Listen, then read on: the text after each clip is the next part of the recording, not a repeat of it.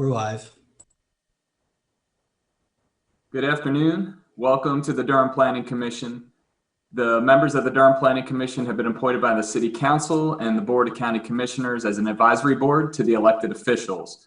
So you should know that any item that is before us this evening still moves forward to the elected officials. They're the final determinants on each of these items.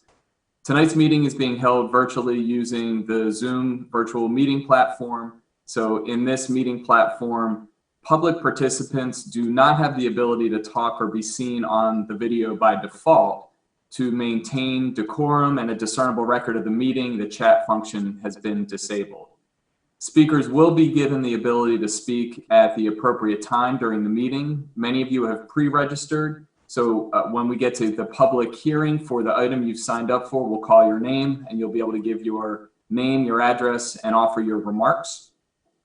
If you called in before the meeting started and the staff was able to get your information, your name will be listed so we know to be able to turn off the mute and allow you to speak. But on each item, if you haven't signed up yet in advance, we'll also offer the opportunity for you to speak, and you can virtually raise your hand and then we will call on you and provide you the opportunity to speak during the public comment period you'd like to speak on. You can also call into the meeting tonight by dialing 1-301-715-8592. And again, we can then call on you and you'll be able to speak. You can virtually, digitally raise your hand by pressing *9 on your phone. Finally, all motions are stated in the affirmative. So if a motion fails or ties, the recommendation is not favorable. Thanks again for joining us tonight. May we have the roll call, please? May we have the roll call, please?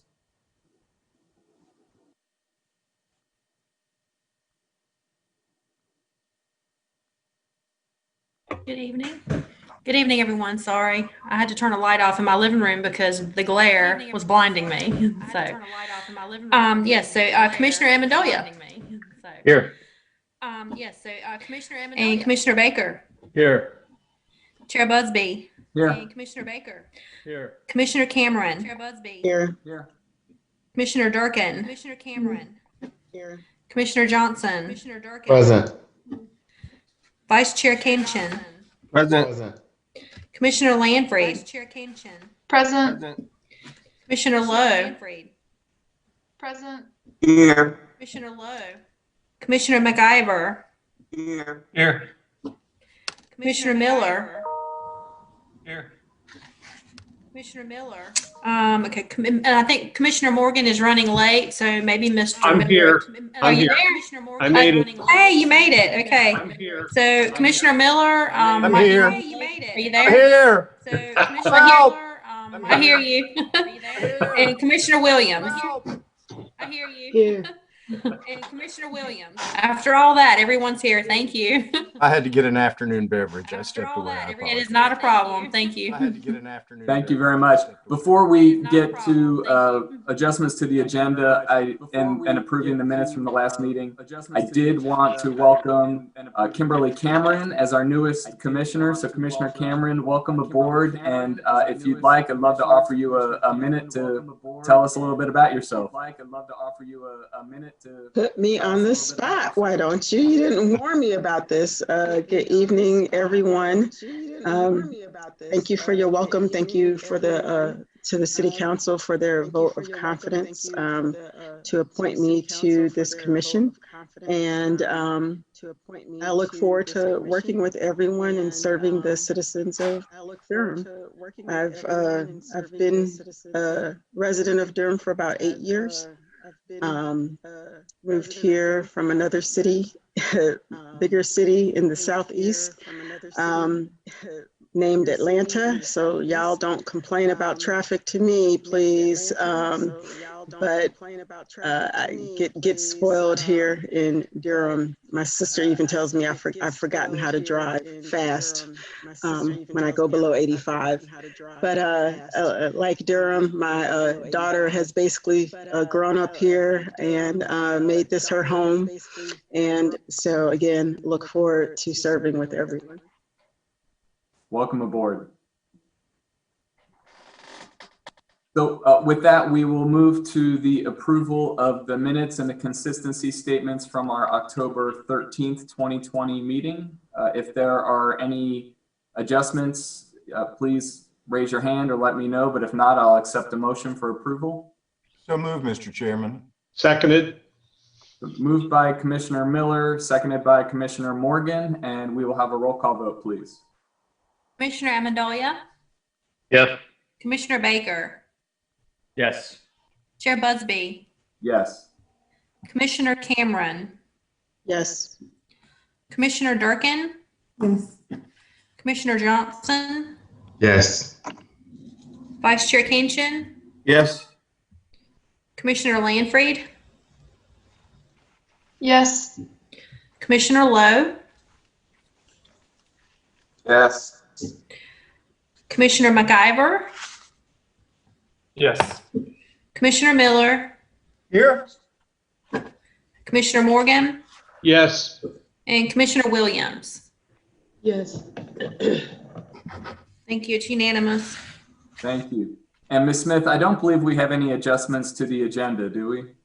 No, the staff does not know, is not aware of any. We do not have any to recommend this evening. I would like to state for the record, as usual, that the advertisements and notice requirements were carried out in accordance with state and local law, and those affidavits are on file in the planning department. Mr. Chair, if I may, so when I drove around, I noticed there was not a rezoning sign on the Virgil Road side of the Olive Branch case. Are we required to post on both sides? Well, we actually did post both sides. That sign apparently moved around quite a bit. It should be on the correct site now. I think our sign crew posted it a little too far one way, then we adjusted it, and then we had to go back and move it again. So it did move around, but it was there, and it's on the correct property now. It wasn't there yesterday at all. Okay, well, it could have fallen over. We'll check that again before city council. All right, We've thanks. actually been out there 3 times about that sign, so yeah. Well, it's a hard piece. It's hard to find that side of the property. Yes, it is. I agree. But we did post it, and we'll double check. Thank you. Thank you, Grace. Great. Thank you, Ms. Smith. We will move to our first case this evening, and this is case A20000003 and concurrent case Z2000003, Olive Branch Reserve. And we will start with the staff report. Bear with me 1 second, Chair Busby. I'm going to pull the presentation up. Great, thank you. Certainly. There. Can you see that now? That's good. Great. Didn't want to start like the last time, speaking to a blank screen. Good evening, Danny Culture with the Planning Department. I do want to make one correction for the staff report. There was a typographical error that we found in the staff analysis for item F, Development Impact Assessment. The proposed zoning should say PDR 3.220 and not PDR 5.556. That was the only error that we could find in that. So we just wanted to make note of that.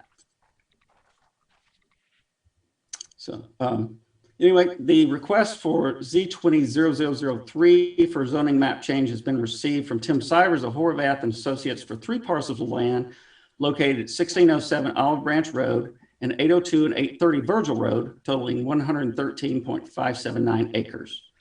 The applicant proposes to change the zoning designation of the site from rural residential RR to planned development residential 3.220 or PDR 3.220 for a maximum of 350 dwelling units with a minimum of 20% of each single family and townhome unit types.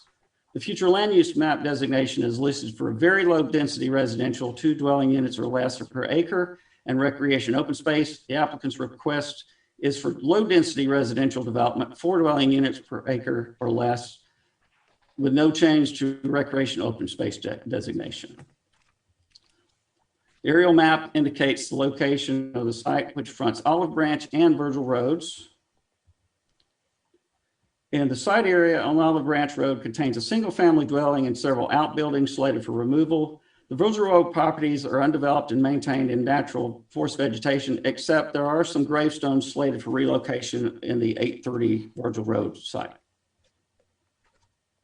Area photos, the area around the site is mostly forested with some single-family development and farmland.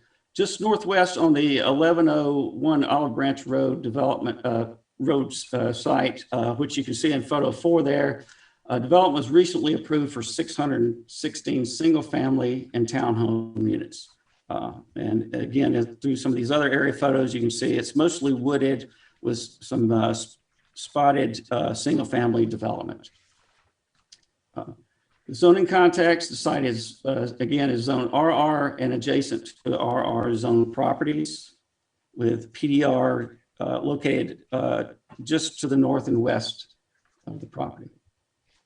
The future land use map, the proposed zoning of PDR 3.220 at a low density residential designation is not consistent with the future land use map designation of very low density residential.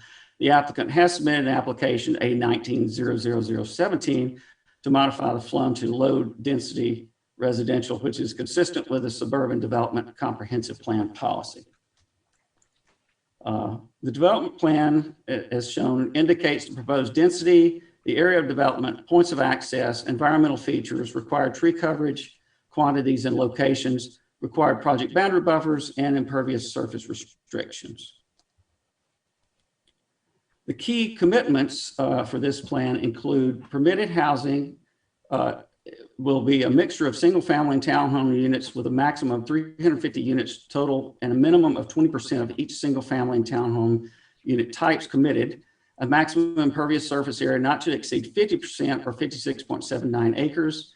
Minimum of 2 items to be included within the required open space at the time of the site plan, which are a dog park, top lot, disc golf course, or soccer play field. Provide a one-time $35,000 contribution to the City of Durham dedicated housing fund prior to certificate of occupancy.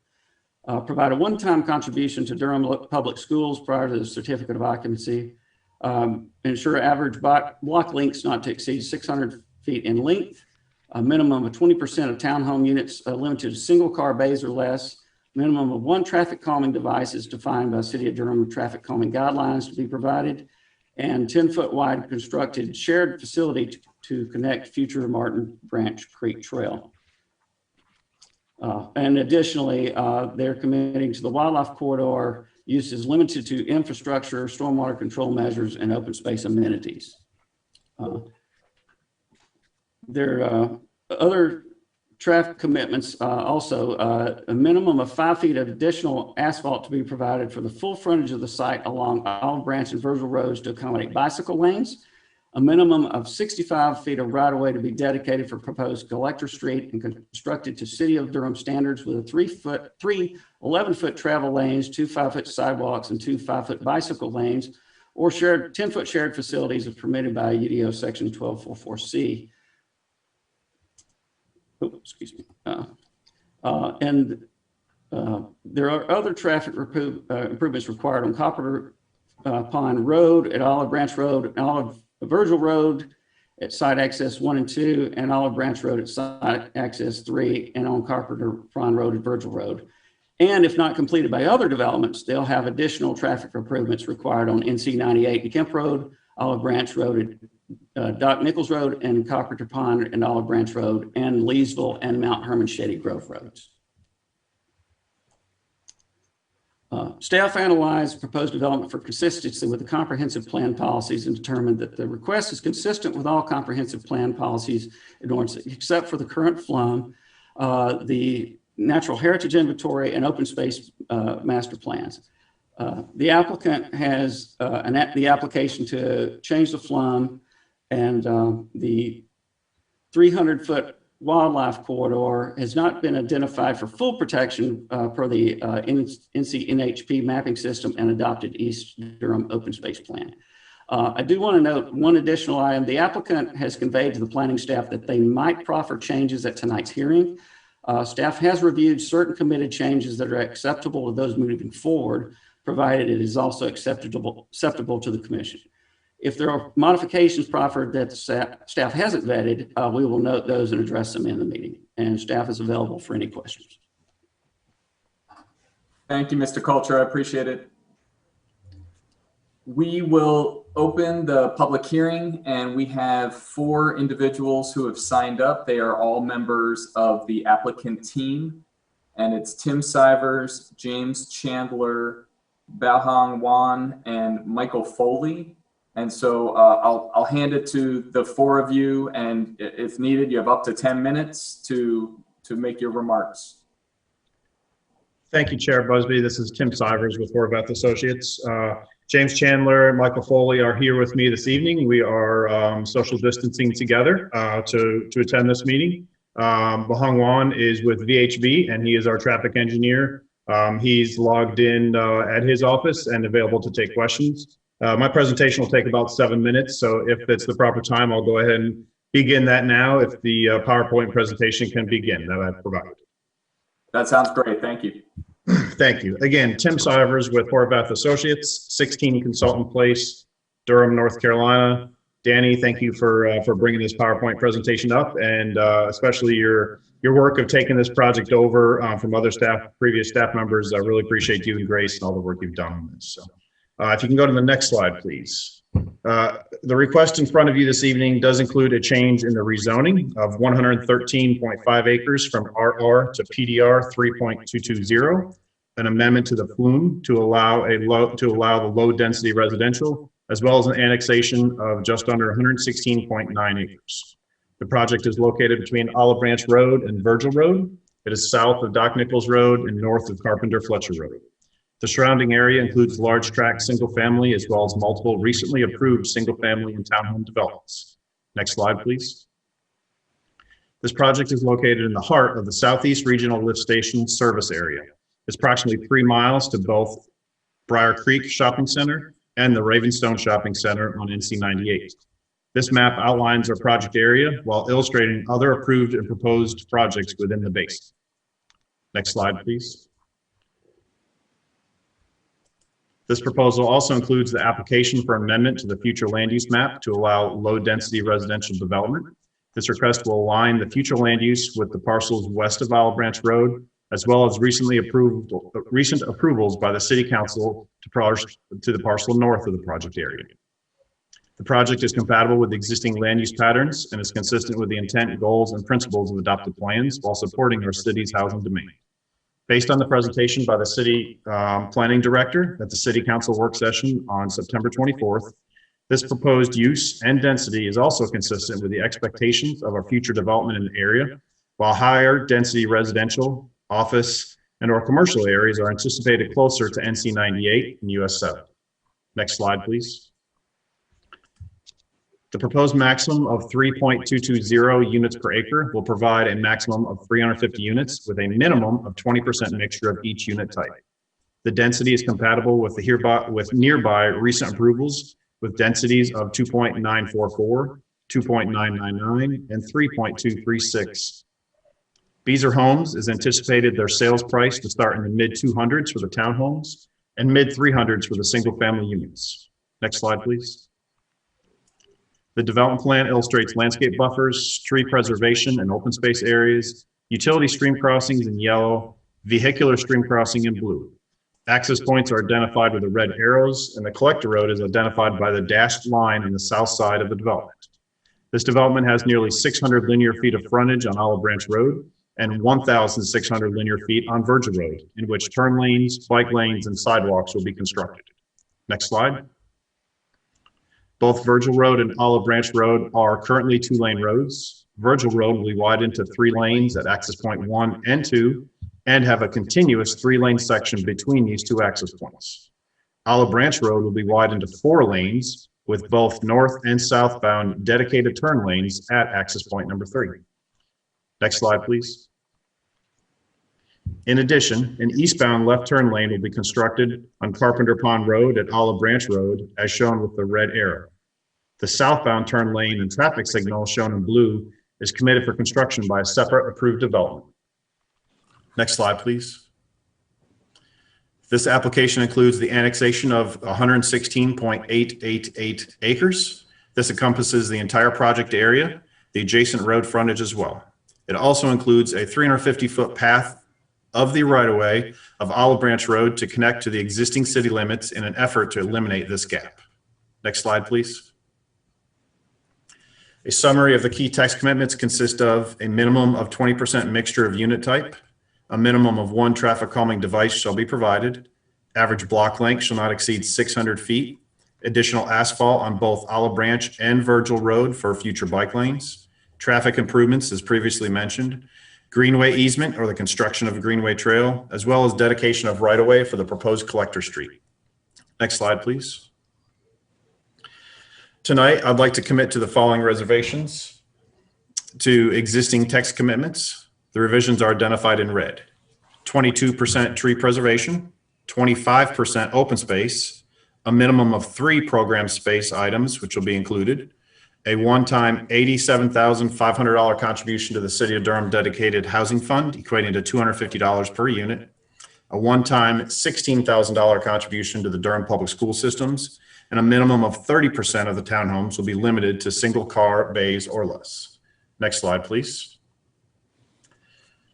In addition, tonight, I'd like to commit to including the following architectural design elements, which have been reviewed by the planning staff, as Mr. Coulter had mentioned. In order to promote variation in home appearance, no single family or townhome unit can be constructed with a front exterior elevation, front facade, or color palette that is identical to the home on either side of it. All townhome buildings shall include a minimum of 2 front-facing gable architectural features. All single-family units shall contain a front-facing gable architectural feature, and transparent windows and/or decorative hardware shall be included on all garage doors for both single-family and townhome units. And finally, I'd like to commit this evening to increasing the illustrated wildlife corridor to provide the full 300-foot width on each side of the stream with the project limits, within the project limits, to meet the objective of the Eastern Durham Open Space Plan. Next slide, please. In summary, the proposed public utility connections to the Southeast Regional Lift Station is environmentally preferable to septic systems with the soil types in this area. This proposal is consistent with the goals and policies of the comprehensive plan and is also consistent with the planning department's expectations of future development in the area. This development will provide transportation improvements in the area to maintain acceptable levels of service. The project is of adequate size and shape to accommodate the proposed density and will not increase substantial adverse impacts to the adjacent parcels. It will provide the opportunity for additional housing choices while supporting our growing population of our city. I do appreciate your time this evening, and our team is available if you have any questions. Thank you. Thank you, Mr. Sivers. And there was no one else who was signed up, but I do want to give again the opportunity if there's anyone who is attending who would like to speak on this particular case. If you can raise your hand, you can hit *9 on your phone and you can raise your hand.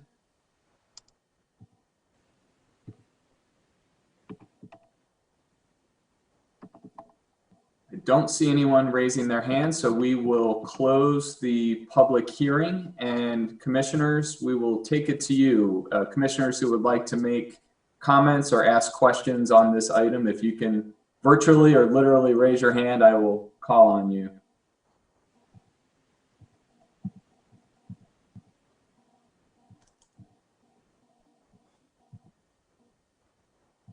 Commissioner Miller. So I have a couple of questions. Tim, I really appreciate you expanding the wildlife corridor to the full 300 feet. Can you tell me what, I'm a little confused. Is it still possible under the development plan as you propose to modify it to include things in the wildlife corridor such as stormwater control measures and other amenities? Yes, that's correct. So by other projects in the area have simply limited it to no residential building in the area. So we're limiting it to the uses as proposed on our text commitment. To allow the SCM in combination with the natural stream buffers, keeping this wildlife corridor, and it'll provide wildlife habitat by the SCM. SCMs, specifically wetlands especially, absolutely provide habitat for frogs, salamanders, dragonflies, along with other insects, which is why placing them inside these wildlife corridors is beneficial and is appropriate. Is there any possibility that your stormwater control measure would also go into any part of the floodway? No, that is not permitted by code. And there are two, can somebody pull the development plan map up? Share that with us.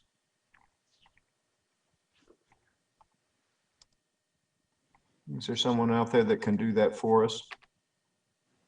Thank you. Thank you, Danny. So go to the third sheet, I guess.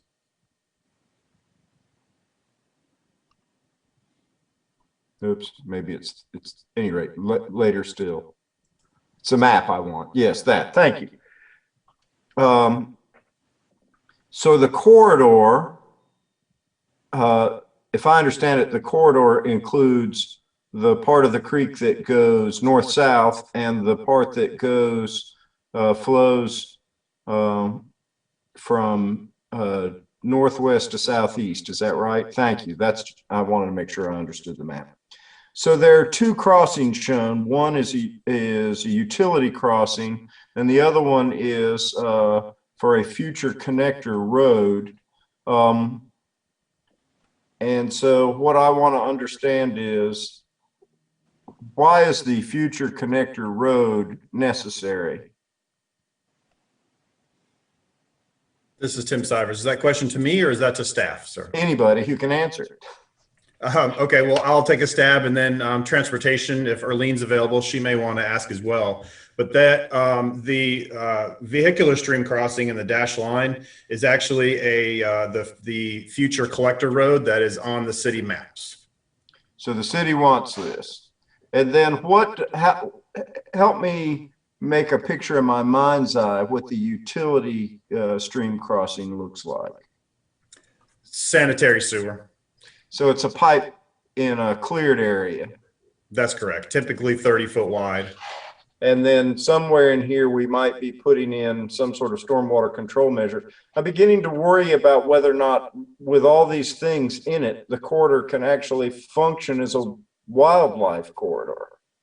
And the word corridor, to me, implies that this is a natural area that wildlife can use to move from place to place, not simply live. In other words, this isn't necessary for frogs and salamanders and box turtles, but this is a place where deer and other animals can move freely back and forth. And with these crossings, I'm worried that our policies seem to be at odds with each other.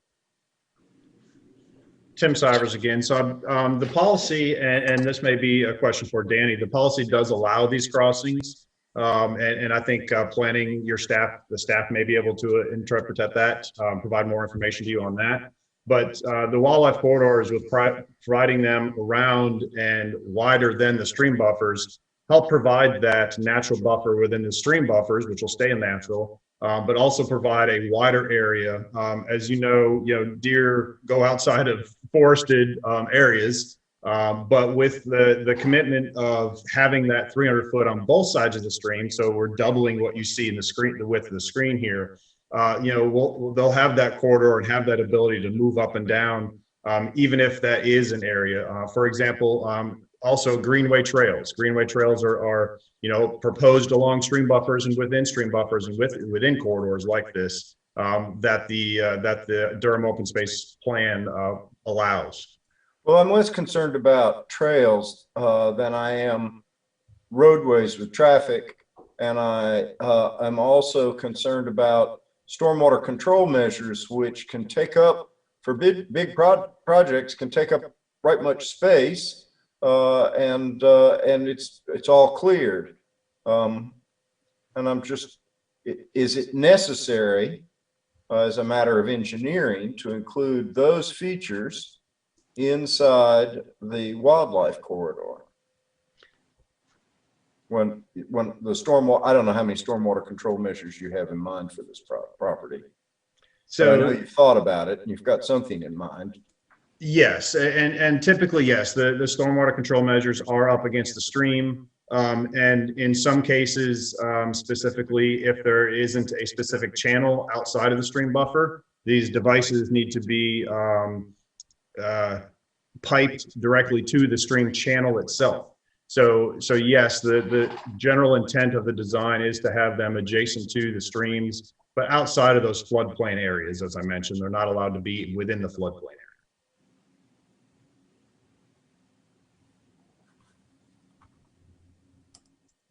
And then, Tim, you and I have traded some emails. I'm very concerned about the little cemetery in there.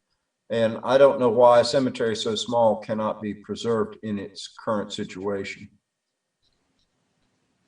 So the cemetery location for this is kind of difficult for preservation. Dan, if you'd like to go to the existing conditions page, I believe it's page 2 of 4 here. It's smack dab right in the middle of the development. It is in the middle of the development, but it's only about 300 square feet, and that would be generous. Yes, and that is true. It is of small, but so we are and will be working with Legacy Research. They're a consultant group located right here in Durham. They specialize in this field. They do, they would do an investigation investigation of the site to determine, the number and ultimate location of these. If there are any additional that are unknown, that investigation will provide that. They'll coordinate with the family to best decide, where to relocate these grave sites to. And just like, just like there's proper locations for commercial areas and there's proper locations for residential development, there's also proper locations for graveyards. These previous members of our community really do deserve a peaceful location where family members can visit them. And in my professional opinion, the middle of a subdivision is not a peaceful location for a grave site. So I went out there and looked at this graveyard. Danny, were you able to fix those pictures so we could display them? So it's right on top of the ridge. There are two graves marked with stones that have legible inscriptions, and there are 4 graves marked with field stones, which in my experience indicates that those are graves either of children of very poor people or those are African American graves. And so there's the graveyard. You can see that it has, other than the fact that the one stone has fallen over, it's 2 of the graves are surrounded by that chain on those stanchions. And then just beyond the edge of this picture are in a very tidy row 4 graves marked with upright field stones. So I looked all these people up, but these are the photos that I wanted people to see. In my opinion, it is possible in a development this big to make to set aside and preserve in a peaceful and tasteful way a place for a cemetery like this. I live in a neighborhood that's been developed for well over 100 years, and we have just such a cemetery located in the middle of the neighborhood. And it is a quiet and peaceful and a place of repose. I would feel better about voting for this if I had some idea about what the ultimate disposition of this is. And I have to say that I find the text on the development plan moving the stones, when in fact I hope what you propose to do, since it's required by law, is to move the graves. I would just feel better about it if I had a more fully developed plan about where all this might go. Understood, sir, and I appreciate that. I can provide you additional information in the future as we're working with Legacy Research and what they provide. I do want to clarify, though, that yes, that was the intent of that language. It's not simply just moving the stones, sir. It's absolutely respecting the past members of our community and doing what's right for them and for their family. They did make a couple of very successful movies on this theme. point out.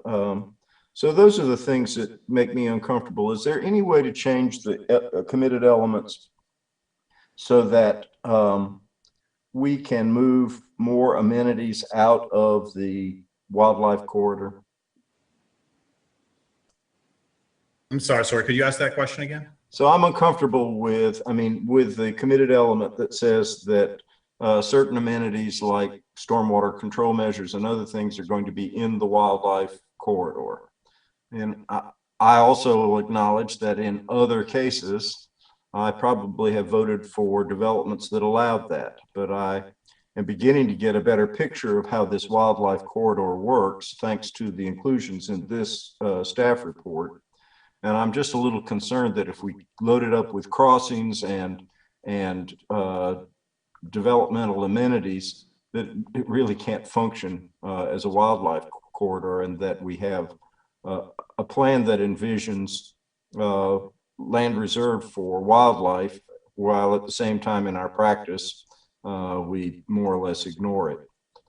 Those are my comments. I wait to hear what other commission members have to say about this project. Commissioner Miller, this is Danny Coulter again of the planning staff. I did want to clarify something on that East Durham open space plan.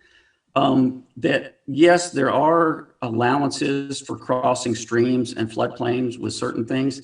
The East Durham open space plan, though, was pretty specific in protecting the corridor. And the only thing it called out for crossings specifically, in language specifically, was the actual greenway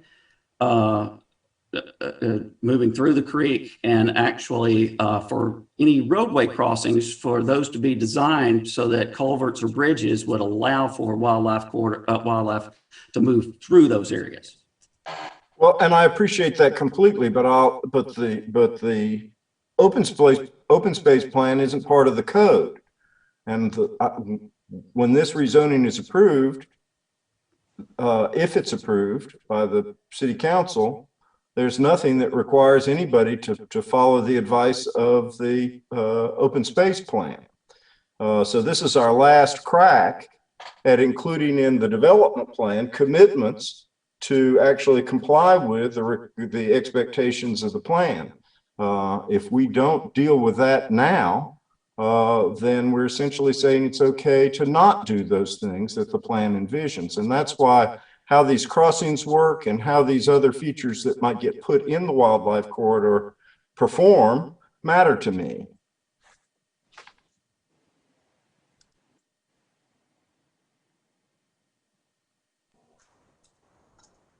Commissioner Miller, any additional questions? Thank you, Mr. Chairman. I'm going to ruminate on this and listen to what my fellow commission members have to say about it. Thank you. Great. Commissioner Morgan? Thank you, Chair. I had a couple questions for the applicant.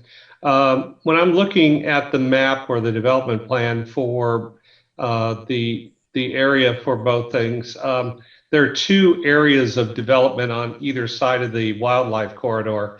Do you have an idea of how many units you plan to put on either side in general? I know you're talking about 300 units overall, but what's the distribution?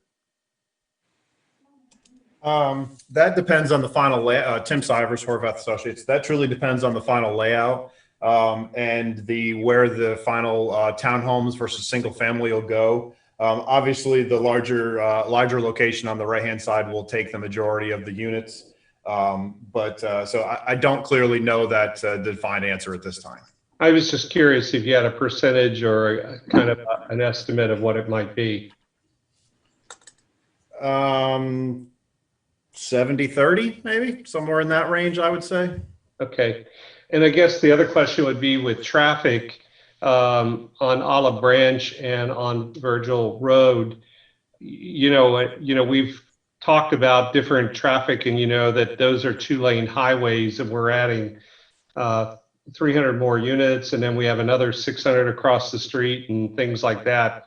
Can we get an idea of what the traffic pattern might be if it was 70-30 on Virgil versus Olive Branch, and then they both kind of dump into Carpenter Pond and further south?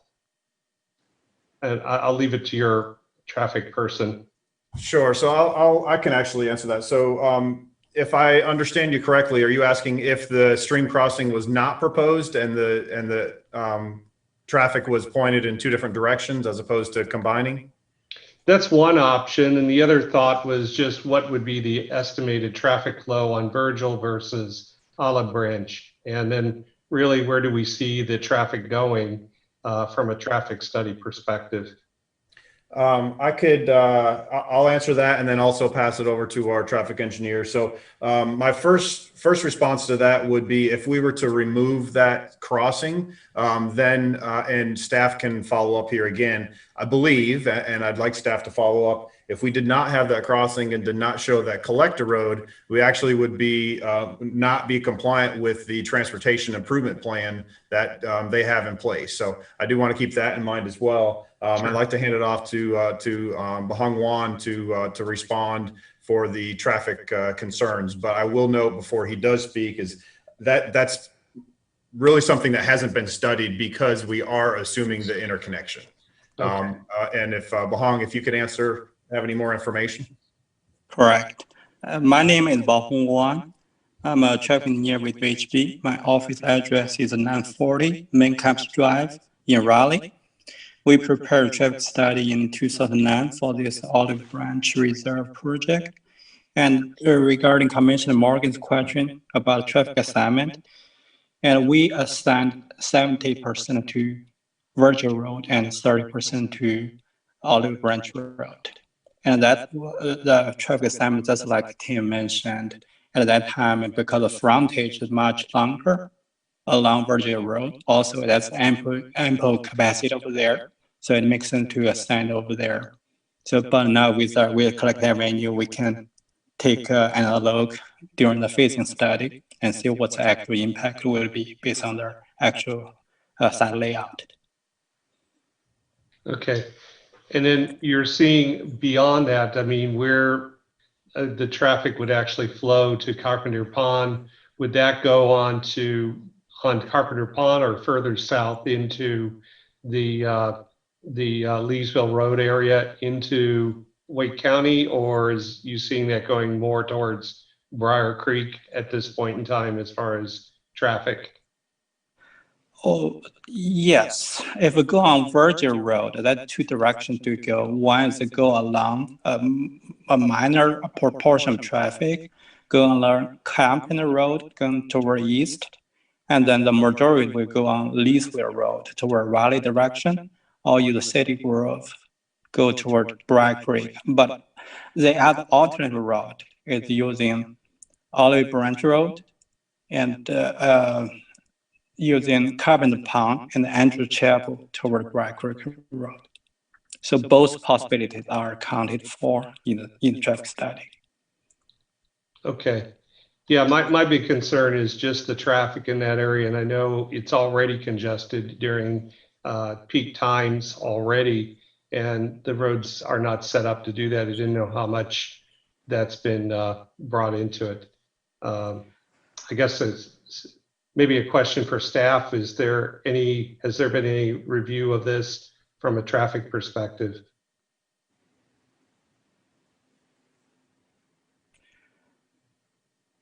I think we should defer to Earlene Thomas if she's here. Yeah, that's what I'm engineer. Earlene Thomas, Transportation. So no, there has not been a sort of area-wide study, I think is what you're asking about in this area. I think that's something that's definitely at the forefront of the minds for the folks with the Metropolitan Planning Organization that do the long-range traffic plans and modeling for the area. But currently there hasn't been a sort of small area study for this part of the county. Okay, yeah. There's just a number of new developments going in, and I've noticed a lot of new units going in there, and it's going to be a big effect on the traffic going into that area. Right. And just want to add to Erlen's comment. I think there's a long-range plan in the Campbell section, in the Raleigh section. There's a new leaseway realignment. That's kind of like a realign, the new segment already been built within the existing subdivision that will connect to Carpenter Road. That will take away traffic from existing leaseway road. Also, there another long-term plan for extending TW Alexander Road and to cross City Grove and then go extend and intersect existing alignment of Leith Road within Raleigh jurisdiction. So, but both are long-term plans and to be conservative, so we didn't take away any traffic based on the long-term plan. We just take the worst case and then run the level service analysis. Okay, thank you. Commissioner Morgan, can I also add to that? This is Tim Sivers. Sure. So as you know, and you did mention, there are a lot of other projects in this area. Some have been approved by City Council already.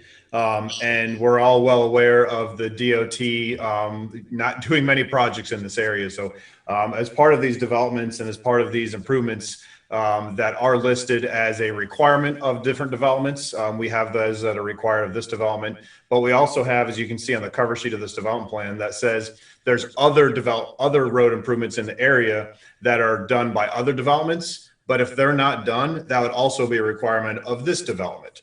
So with those lists, and it's an extensive list for this development, those intersections, if you will, along with the frontage of our site, will be brought up to that acceptable level of service. So it's one of those aspects where these developers are coming in and will be doing the road improvements. But you're absolutely right. And today it is congested with the anticipation of the developers coming in and increasing these roads to help provide the traffic, to provide the assistance with what's the issues now, as well as the increase in traffic based on the proposed units. Thank you.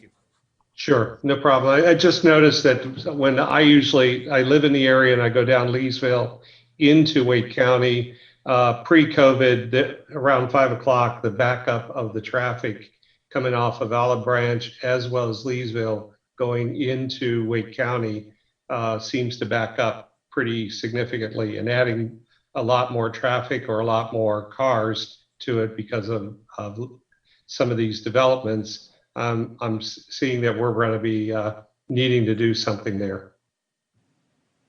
Absolutely, sir. Okay. Thanks, Commissioner Morgan. Commissioner Johnson. Thank you.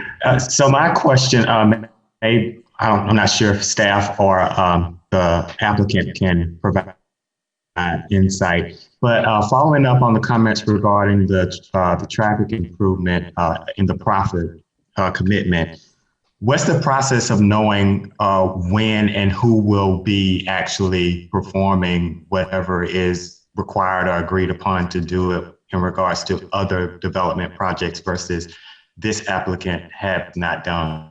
And so, like, when are those final decisions made, and how does that comport with how this final development plan comes together in regards to what has to be done in this area? And hopefully that makes sense. This is Tim Sivers. I can answer that. Erlene may also want to provide some information on that, and I see she's popping up. So Erlene, I'll let you answer. Erlene Thomas, Transportation. So at the time of site plan, we would evaluate what improvements have been completed. And if they have not been implemented, they would be required of the development, that whichever development gets there first, basically. Thank you. And so follow up. So do we have a full scope of what the list of improvements would look like? And have you all put a price tag to what that list would be if you had to do all of them, or if you didn't have to do any of it, would be zero? So what's the maximum investment that this project sponsor is potentially in this space?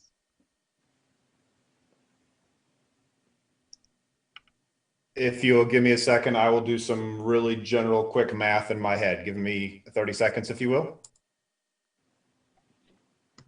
Sure.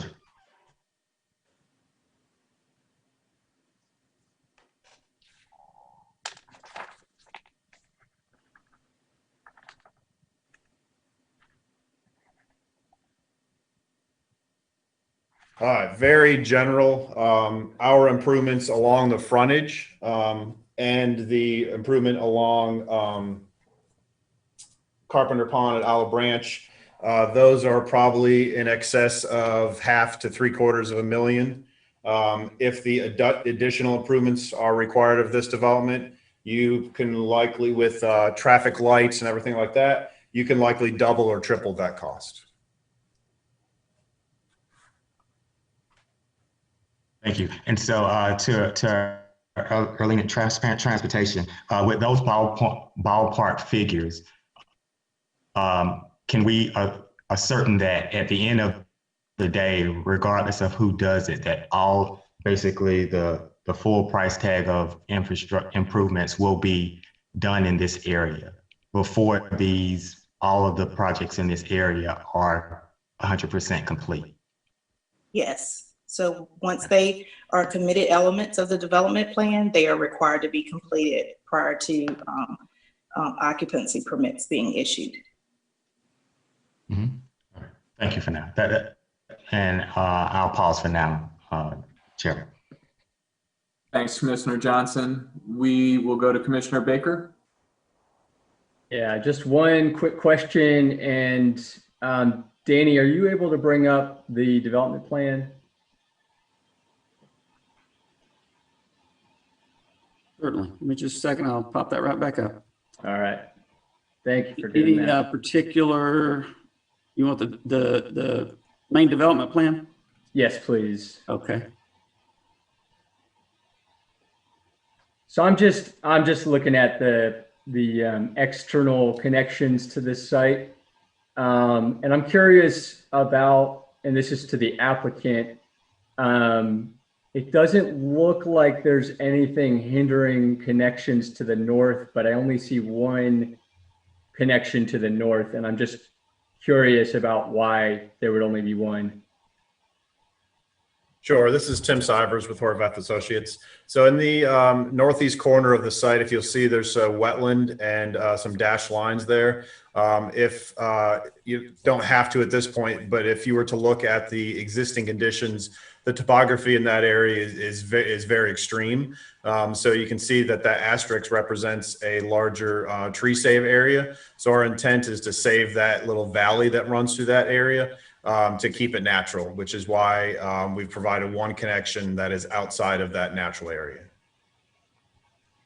Do you know more or less the length, the length along that entire top part? Let me switch over to my AutoCAD file. Give me 30 seconds, please. Okay.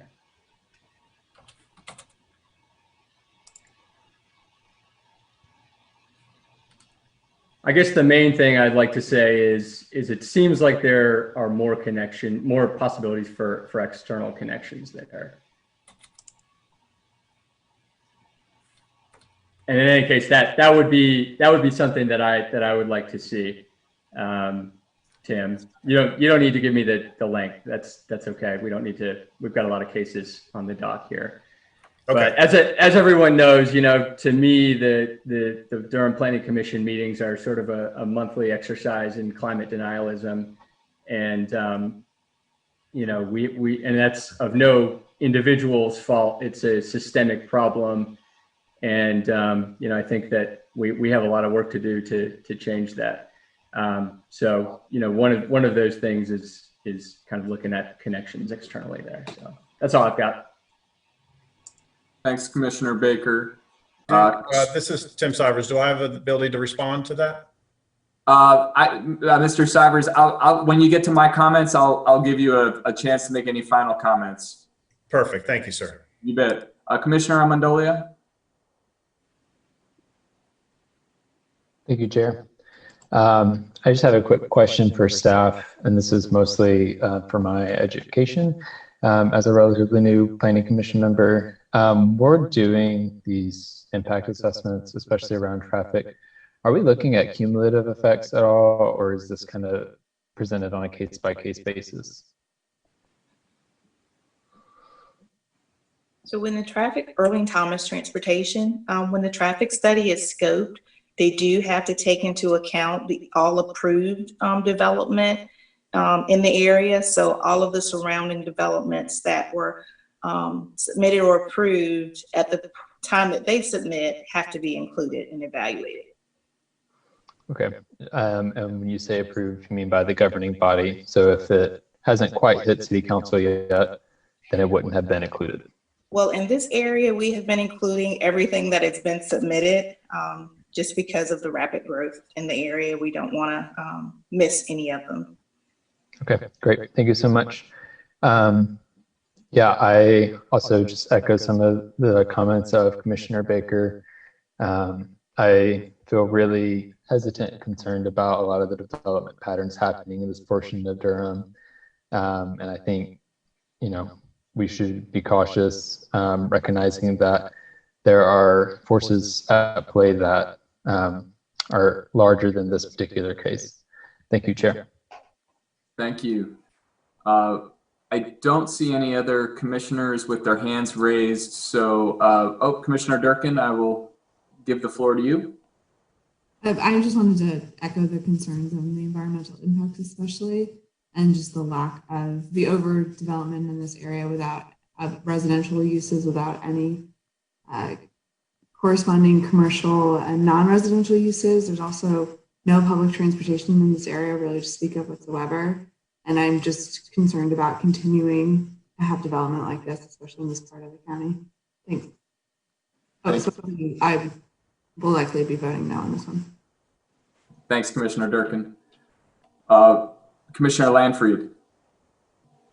Yeah, just wanted to echo the concerns that have been raised and share that I will also be voting no on this proposal, not necessarily due to any specific flaws in the proposal from the developer, but because the Durham, the vision for the current Durham comprehensive plan calls for us to ensure that we are, growing in a sustainable fashion with high quality growth, and the ongoing drip, drip, drip drop of suburban sprawl in this area that has will result in a massive loss in tree cover in a rural area in a rural zone is the definition of suburban sprawl to me, and I can't support it in general as a value statement. So I'll be voting no. Thank you. Thank you. Mr. Coltra, I had a couple quick questions for you that I don't think were asked yet.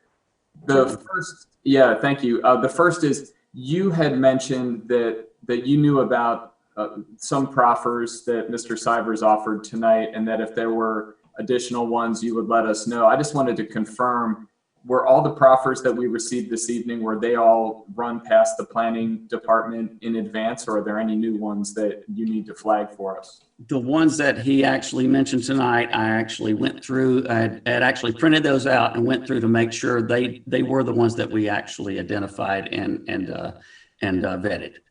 Great, thank you. And then my second and final question is, in your staff report, you noted that there were parts of the development plan and proposal that were inconsistent with policies. Are there still inconsistencies following these proffers, or have they all been addressed from your perspective? The only one that really is inconsistent was he had only shown a certain width of that corridor for the wildlife corridor.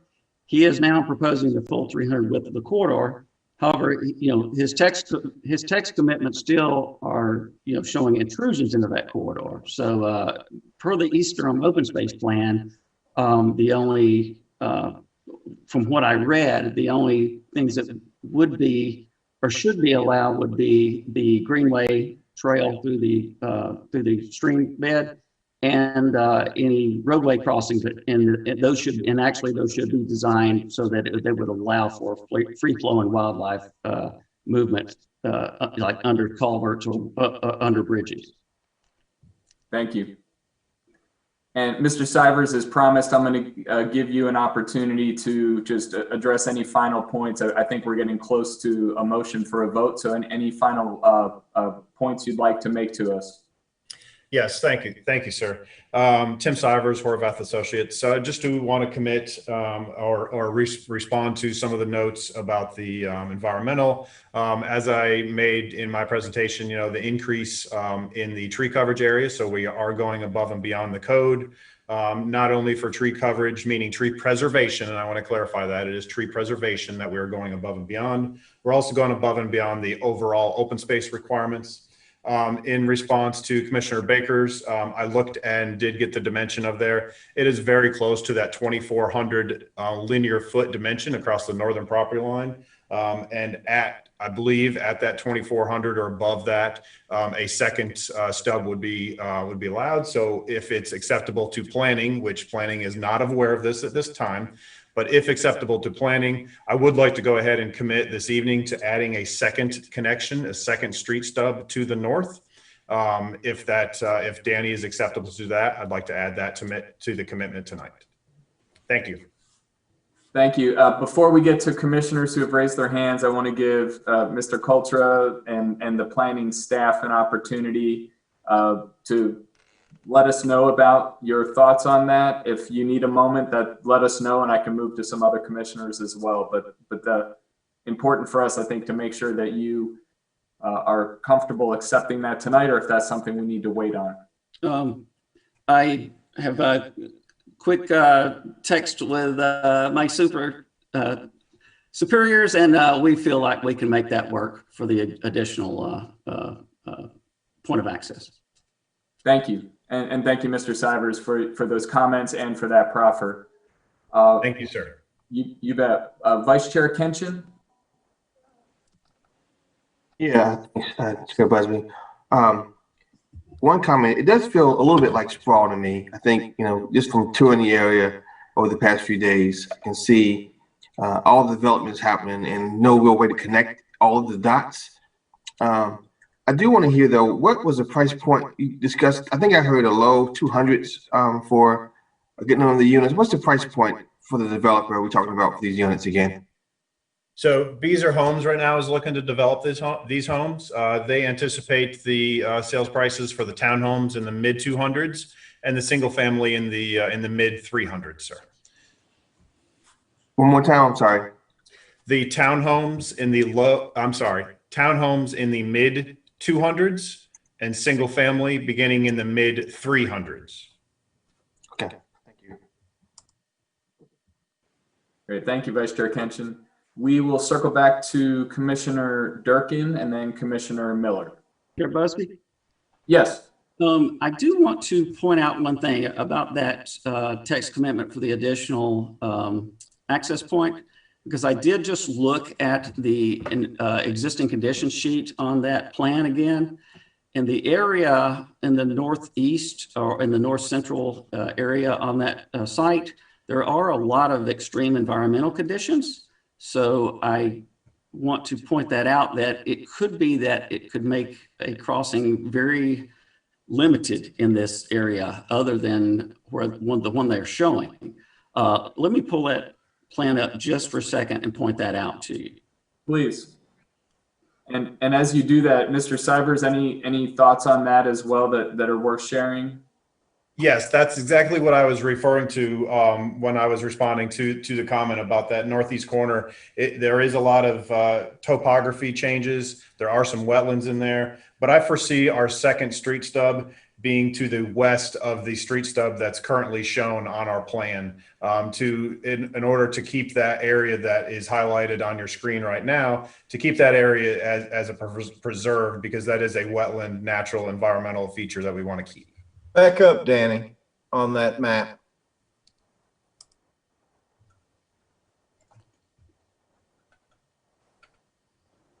More? Show that whole top line there, that whole northern boundary. Okay, there it is. Because the thank you. That is their property line here. So the area I'm circling here are a lot of steep slopes, and there's some wetlands in there. So there are a lot of steep slopes in this area and extreme topography. That's not my own concern, but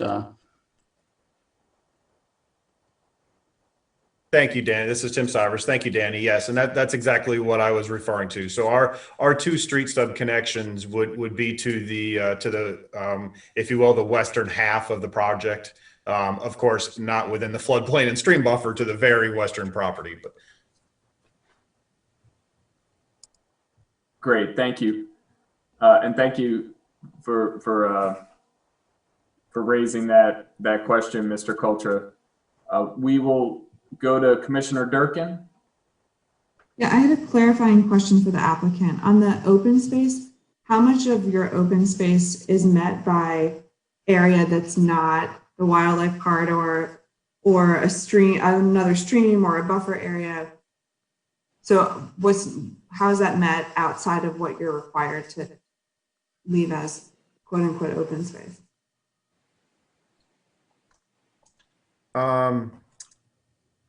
I have not calculated that to date, so I don't know. But as you're aware, the majority of the site, if it's not a lot or it's not right away, it is generally open space. So out of the site and the open space area, it's probably half and half for within that corridor and outside of that corridor. But that's a estimate based off of 5 seconds of thought, if you will. Okay, and the same is probably true of the tree coverage, correct? Generally, yes. Okay, I mean, my point, and I don't really mean to, we're talking about this one, so that's why I'm bringing it up. I don't mean to point fingers because I think this is a recurring issue that I have on projects where developers or applicants will say that you're exceeding something, but the threshold is very limited considering you get to count areas you are not permitted to build on at all in that number. So I don't find those numbers to be that persuasive. So just noting that. Thanks. Thanks, Commissioner Durkin. Commissioner Miller, back to you.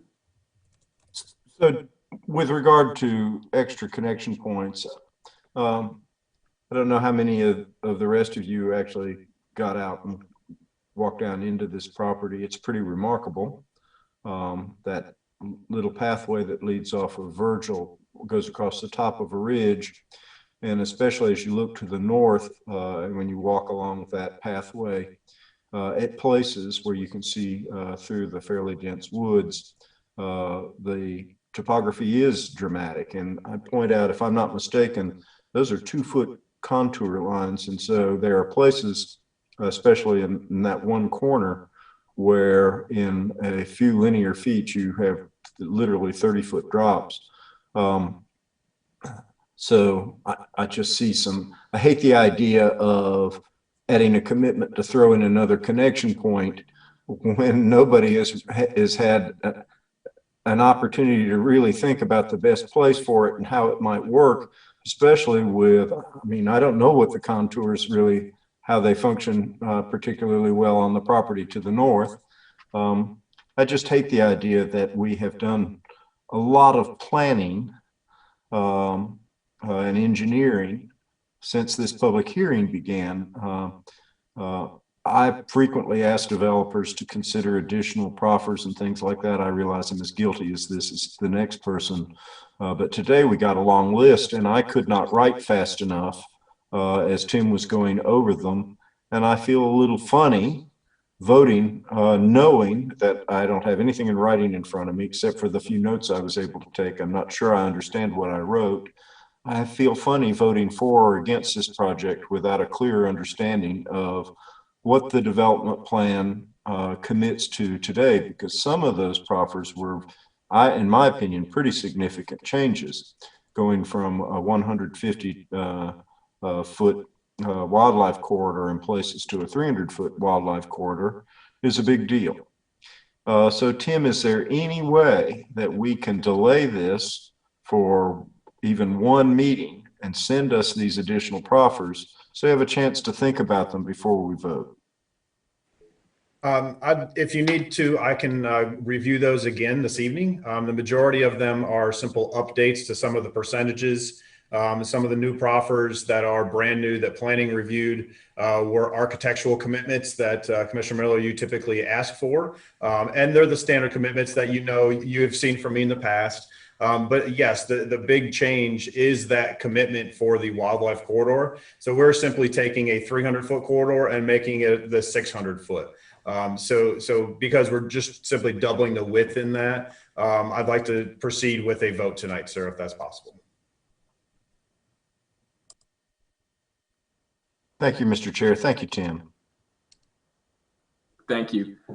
Now, just before we get to a motion or two motions on this item, Mr. Sivers, I just want to confirm, can you state back to us your final proffer on the additional connection, just so we all have that? I know Mr. Coulter said that the staff is fine with it, and I'm fine then voting on it this evening. It'd be good to have it on the record one final time. Yes, sir. I don't exactly know the wording that staff is looking for, but I will commit to providing a second street stub on the northern property limits of this project area. Thank you. You're welcome. This is Danny Coulter, planning staff again. We had some text consulting again, and we feel like it may be best if this could be just written as a potential access point. That way, that if there are restrictions that would actually. Chairman Busman, I'm happy. This is Commissioner Johnson. I'm having a very hard time hearing. It's choppy. Okay. We'll have Mr. Coulter. What I heard, Commissioner Johnson, was that the staff are recommending that we make that a potential addition, but not that we lock in that commitment this evening. Am I correct, Mr. Coulter? That would be correct, because if they lock it into a firm access point and they're unable to build it, it could mean that they would have to come back with a new development plan. Gotcha. Okay, thanks. Yeah, I'm more comfortable with that.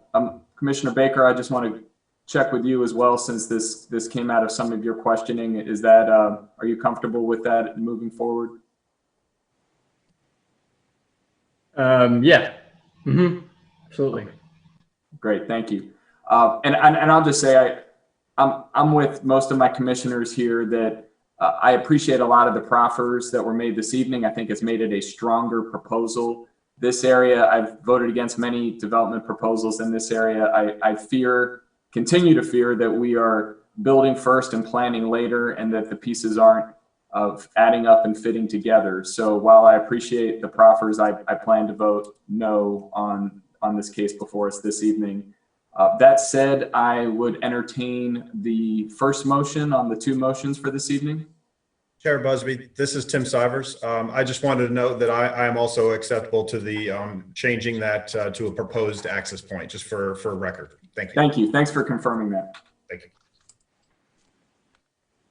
Mr. Chair, if I may. Please. With regard to case A, oh my goodness, 2603, I recommend that we send this forward to the City Council with a favorable recommendation. Seconded.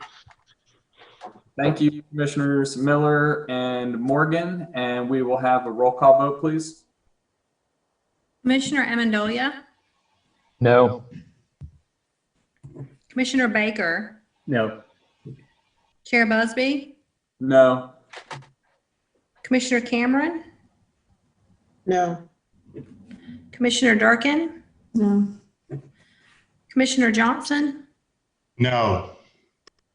Vice Chair Kinchin, No. Commissioner Lanfried, No. Commissioner Lowe, No. Commissioner McIver, No.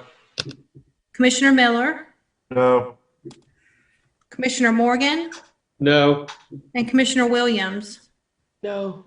Okay. It was unanimous, 0-13. It failed. The motion failed. And Commissioner Miller, if you may, on the second case, please.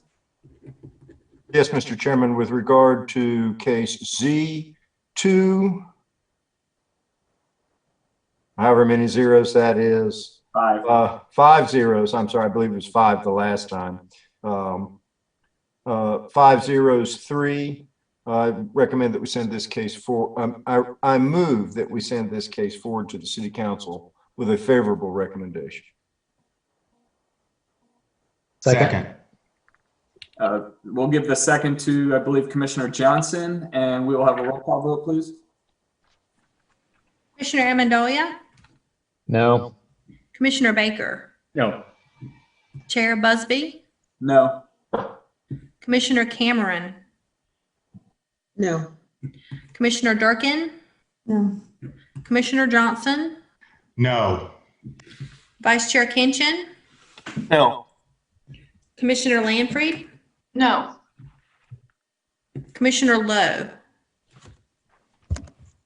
No. Commissioner McIver, No. Commissioner Miller, No. Commissioner Morgan, No. and Commissioner Williams. No. Okay, fails 0-13. Thank you. We will move to the next case. This is case Z2000010, and it's 3016 Page Road Townhouses, and we will start with the staff report.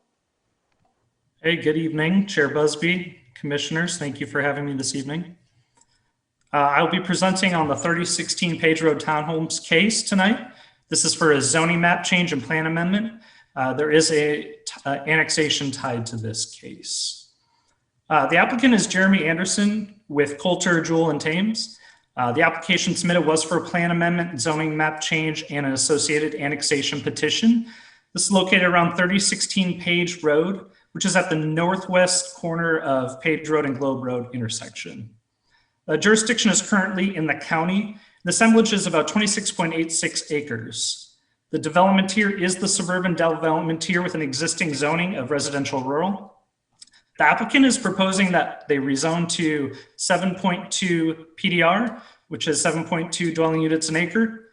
The current FLUM designation is industrial, and the applicant is proposing a FLUM designation change to medium density residential, which is 6 to 12 dwelling units an acre. This proposal is for up to 193 townhouse residential units. Before I get into the rest of the presentation, I want to call out some quick corrections. On the staff report, photo 7 was attached in error. Thank you to those that sent me a message letting me know. I appreciate your astute attention to detail. And then planning today received a revised SUDS. This is attachment 9, the summer utility development statement. This new SUDS clarifies the site's connection to the county sewer, which is independent of the SUDS process, and will guarantee that it meets the county's offsite capacity assurance requirements. As I said before, this is located about northwest corner of Page Road and Globe intersection, parcel to the northwest.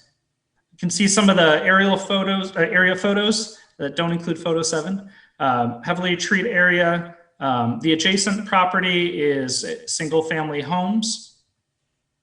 In the zoning context, so here you can see on the right side of the zoning map, the PDR proposal of 7.2 dwelling units an acre from the existing residential rural designation and how that would fit into the context of the area.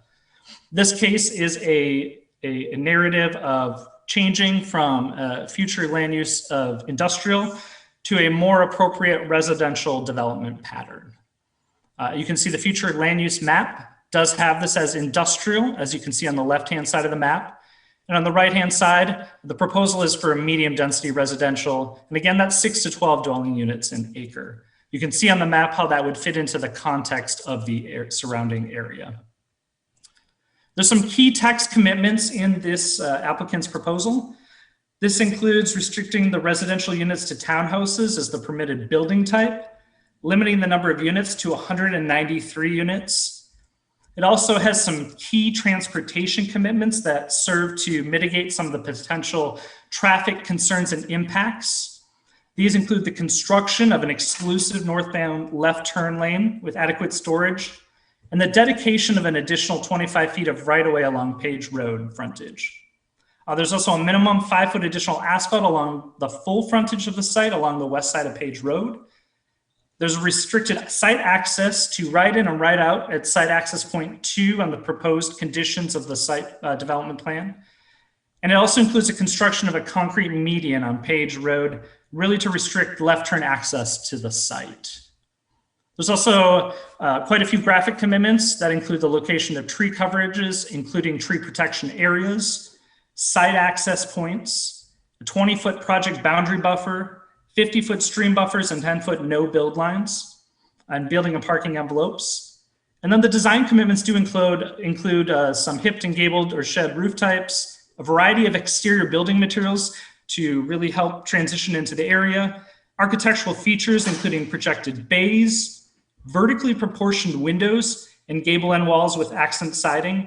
Again, is to create this context of the area and help differentiate it a little bit. Some other design commitments are at least 40% of the townhouses will offer a maximum one-car garage stall, and at least 40% of the townhouse units will offer a rear-loaded garage. I've included the proposed site conditions in this presentation as well. I can also pull up the development plan once we get to the public hearing portion, but just want to point out the proposed conditions that I mentioned in the previous slides, where the stream falls on this parcel and where the project boundary buffers are. Some of the existing conditions, there's a requirement of tree save of 20%, and the applicant is committing to a minimum 20% tree save, which is through the preservation of existing tree coverage. And then the open space required for this is 16%, and there's an open space commitment of 17% on the development plan posited by the applicant. Staff has reviewed these against the comprehensive plan policies, including the FLUM of medium density residential. The suburban tier is defined, the suburban tier development focus, contiguous development, and infrastructure capacity. An assessment was done, and capacity in the existing sewer water should be able to serve this area. We also looked at a school level of service standard, connectivity, provision of open space, the natural environment, and open space level of service standards. And again, this applicant's proposal is consistent with these comprehensive plan policies. Staff does determine that these requests are consistent with the comprehensive plan and applicable policies and ordinances. Staff is available for questions at this time. Thank you, Mr. Cahill. We're going to move and open the public hearing, but I am sure we will be back with questions for you in just a little bit. We have 3 individuals who have signed up as part of the applicant team, 1 individual who signed up as an opponent, and then 3 other individuals who I assume are probably opponents as well. They're neighbors or are connected nearby to the proposal. So we will allow the applicants a total of 10 minutes per our rules of procedure, and then the 4 individuals, if they're with us, will have 10 minutes combined as well. And I can play timekeeper here. The applicants are Charlie Yoakley, Jeremy Anderson, and Neil Ghosh. So we will start with you, and I'll let us know how you want to arrange your comments. Good evening, Chair Busby. Can you hear me? Yes. Great, and good evening, Chair Busby, Vice Chair Kenshin, members of the Planning Commission. My name is Neil Ghosh. I am an attorney at the Morningstar Law Group at 112 West Main Street in Durham. I'm representing the applicant for this project tonight, and with me is Charlie Yoakley, who is with Lennar, and Jeremy Anderson from Coulter's Jewel 10. Let me start first by thanking Mr. Cahill for his presentation. You already have heard the basics of the project. It's about 193 homes on 27 acres. While the community will consist solely of townhomes, actually 3 different product types are contemplated. The community will include a 1-car garage option, a 2-car garage option, and a rear alley loaded option. And while it's hard to pinpoint because there's so much movement in material prices and other market factors, we believe we'll be able to bring this community online within the $265,000 to $300,000 price range. I know that's a question that often gets asked, so I figured I'd just answer it up front. The design commitments included with this project, which Mr. Cahill alluded to, also help ensure that each home will have some outdoor space, which is becoming increasingly important in this market. We also have committed to having some stone or masonry on the front facade of each home. The development plan includes several road improvements associated with the project. For example, the community will require an exclusive northbound left turn lane along Page Road so that traffic turning into the community can get out of the way of traffic, through traffic during peak hours. The project will dedicate 25 feet of right-of-way along Page Road frontage, and we also committed to installing 5 feet of additional asphalt along Page Road frontage, presumably for like a bike lane or something like that. You may have noticed that the D plan shows multiple points of access. However, many of those will not link up to existing roads at this time. Instead, those stubs will provide connectivity to new development when they come online. Until the properties around the site develop, the project will include 2 points of access, both of which will be along Page Road. The northernmost access will be right in, right out, while the other access point will provide the leftover movement. At our neighborhood meeting, traffic was a chief concern. While our project includes several road improvements, it actually was not large enough to warrant a full-blown traffic impact analysis. The good news is that a nearby project, Bethpage, is very large and is required to implement several road improvements in this area. In fact, since the neighborhood meeting, the Bethpage developers have installed a stoplight at the intersection of Globe and Page. Bethpage also will be, or has already installed, traffic signals at Page and Shin Page intersection and Logistics and Page Road intersection, in addition to installing turn lanes on Logistics Way. Those road improvements will greatly improve the flow of traffic within this corridor. Finally, I did want to touch on the suitability of this site for townhomes. Currently, the property has an industrial slum designation. While allowing residential development here would create isolated industrial pockets on the slum, the existing industrial designation is somewhat of a whole itself. Residential development exists north, east, and west of the industrial designation. I would argue that the current industrial designation is not necessarily appropriate here in the first place, and that residential development is more appropriate. I appreciate your time and consideration of this project. We hope to have your support tonight, and we have our team available to answer questions. Thank you very much, and we look forward to a vote tonight. I would like to reserve any remaining time for potential rebuttal. Thank you, Mr. Ghosh. You've got about 6 minutes left if needed, so I'll circle back to you at the end of the public hearing. Thank you. And then, as I mentioned, the 4 remaining individuals, and we'll see if they're with us this evening. We have Abdul Chaudhry, Sami Abdelbaki, Mo Elgamal, and Heather Meehan. So I'm going to just see if you are here. Mr. Chaudhry, yes. I see you're with us, and we'll give you 2.5 minutes. And if you can give us your name and your address and then your comments, we'd appreciate it. Yes, this is Abdul Chaudhry. I represent the neighbor, which is just south, Islamic Association of Raleigh. And we have approval for a worship center and a school. Presently, it's a small facility, but of course, with 25 acres, we do plan to expand to a bigger worship center and bigger school. And our concern is whether we will be allowed in future because of all these new residences being our new neighbors. And if we can get some sort of commitment that our use will not be limited just because now we have new 193 neighbors. Thank you. Any additional comments, or was that it, sir? Basically, that's what our concern is, that now we are already in process of building, and all of a sudden something new develops, and our future plans are basically out of line. Great. Thank you very much. We will, just so you know, process-wise, we'll have everyone make their comments during the public hearing. As you probably saw in the previous case, commissioners can then ask questions, and we can help make sure that we can help illuminate, get some answers to your questions. Thank you. Next is Sami Abdelbaki. And I don't think I see, oh yeah, Sami, Mr. Abdelbaki, I see that you are here, and we'll get you off of mute and if you can then make your comments as well.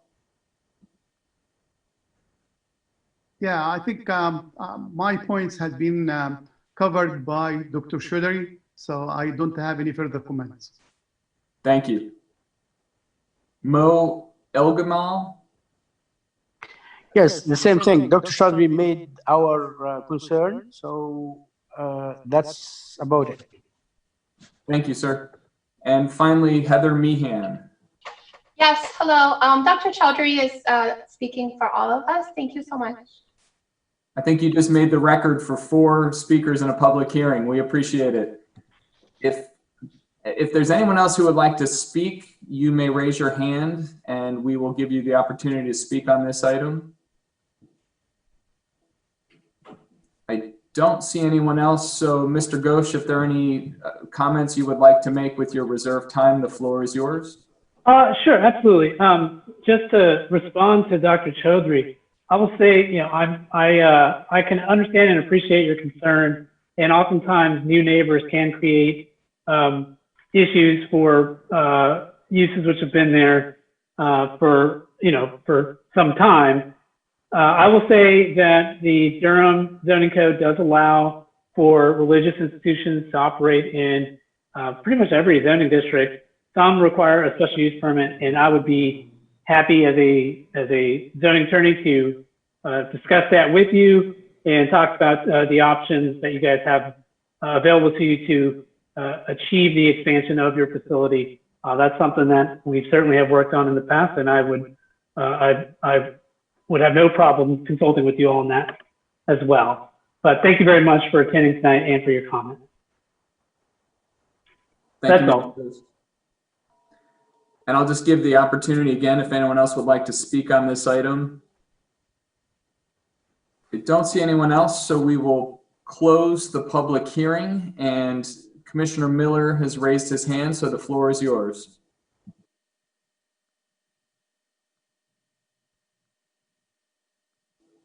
You are on mute, Commissioner Miller.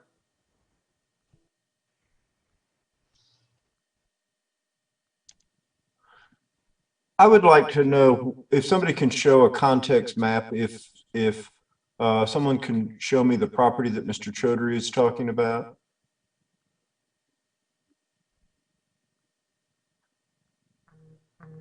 Yes, I'll pull that up, Mr. Miller. Thank you, Alan.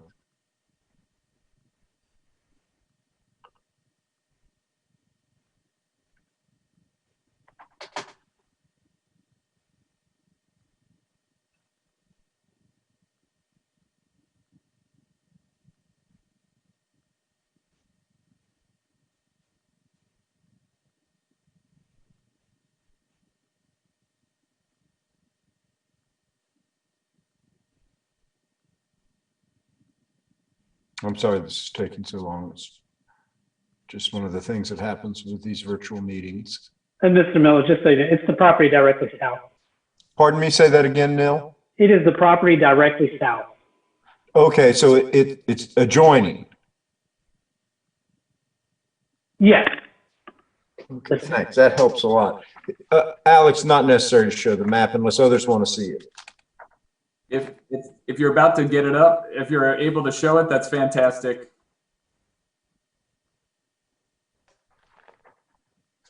And so it's that next parcel down, but you're showing no connections to that. That is correct. There are no connections to that property south of us. Our connections actually go kind of to the west, and then from there right. South to Bethpage. Right. Thanks so much. And so if we can make it so that Mr. Chaudhry can answer a question, I'd be grateful.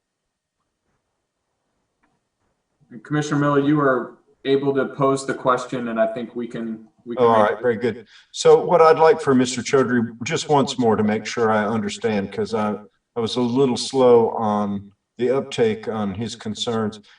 I'd like to know from him again what their plans are for their property, and to understand how it will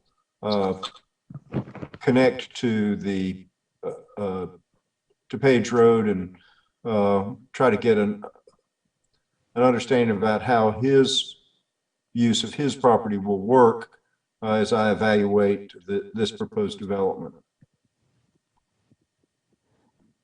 Yes, this is Chaudhary. Thank you. No, we connect with the page road, and Right. they are our adjoining neighbors. Our concern is that presently we are building a small worship center and an elementary school. And we do plan to expand to a bigger school and a bigger worship center. Plus, we also have a charity clinic, which at some point we may want to move in there. And our concern is that having 193 new families around, they may oppose our expansion to a bigger facility. And right now, we are building only 11,000 square foot, but we don't have 25 acres to build just 11,000 square foot. Right. So we need some sort of understanding and commitment that we will be allowed to do what we have started doing there already.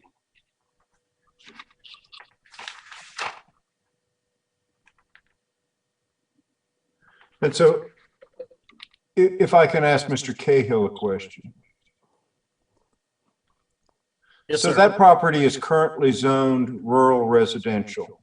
Correct. And I will admit that's a zoning district where I cannot claim to be familiar with the table of uses. They're going to be able to build in that zone their proposed worship center and perhaps a school facility with it, or will they require rezoning for that? So my understanding, and I can clarify on this for you, is that they already have a phased site plan approved for the area.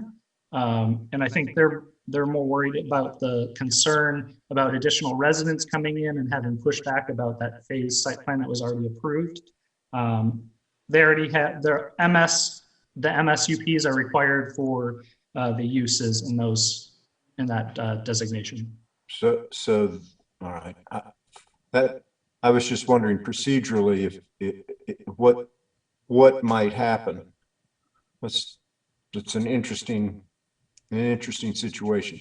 The other question I have is unrelated to that, but thank you for letting me rehearse some of that a little bit and get a better understanding. If this project only had one connection to Page Road, how many units would be allowed on it? That's for you, Alex. 90. 90. But because it has two, it's not constrained in that way. But these two connection points are only 200 feet apart. Is that right? Correct. Yeah, it's just one of those things where we make a rule for an ostensibly good reason, and then we defeat it by letting you have parallel driveways. I'm not suggesting that the developers are taking advantage of his rights under the code. It just seems to me it's a place where our code is kind of pitiful. So Mr. Chairman, to the rest of the commission members, I agree that this is a place where future industrial use seems like a really bad idea given the way things are developing out. And I look at the nearby PDRs, and they are at the low end of the medium density residential range. This would also be towards the low end, but would be denser than those others. I will say there are some things in their committed elements that I find refreshing. I wish the materials list was stronger. I wish some of the design commitments were stronger, but I really like the idea that within a townhouse project, we have a real prospect for having some variety and not just a row of soldiers with garage doors opening onto the street. The fact that 40% of these units will be rear loaded and that there will be a mixture of single and two bay garage openings is something I'm inclined to reward with my vote. I did want to know, the staff report says it's 191 units, and Neil, you said it was going to be 193 units. Can you tell me what it really is going to be? Well, actually, there is a zoning condition on there that limits the maximum number of dwelling units to 193. I think there may have been a typo in the staff report. That helps. Thank you. Yeah. All right, I'll just make that notation on my report, on my own copy of the report. So I'm interested in what other folks are going to say, but when I drove out there and looked at this piece of property and its immediate surroundings, this didn't seem like a terrible idea. Thank you very much. Thank you, Commissioner Miller. And I would note that was a good catch on the staff report. It does say 193 at the top, and then down in the summary it says 191. So the 193 number does sound like it is correct. I don't see other commissioners with hands raised yet. So I will offer, I had a similar take as Commissioner Miller, and you might ask, so why did I vote against the previous proposal? And I'm going to vote for this. I'm planning to vote for this proposal, even though I certainly want to hear from my fellow commissioners, and that may have me rethink my vote. But context matters, and this, in my opinion, is currently in the future land use map as industrial. I really appreciate the staff report giving us detail about the industrial and how this ranks and the amount of industrial land we believe we need as a community. We are over planning for industrial, and so we're going to see more of this. And so this better fits where this area is headed. And as Commissioner Miller noted, it isn't excessively changing the character of this area. I'm very concerned about the influx of suburban development into what are ostensibly rural areas. This area is a different area from my perspective. It has more of the roadway capacity to handle this. So I'm going to plan to vote for this as well. Commissioner Johnson? Thank you, Chairman. And so, and just following up on your comments and Commissioner Miller's, so I'm in favor to support this again because context matters, and as you stated, and a number of the questions that I did have been addressed. One, my concern was about the existing industrial designation, and looking at that area, my question was, is that appropriate for industrial development? And my thinking was no.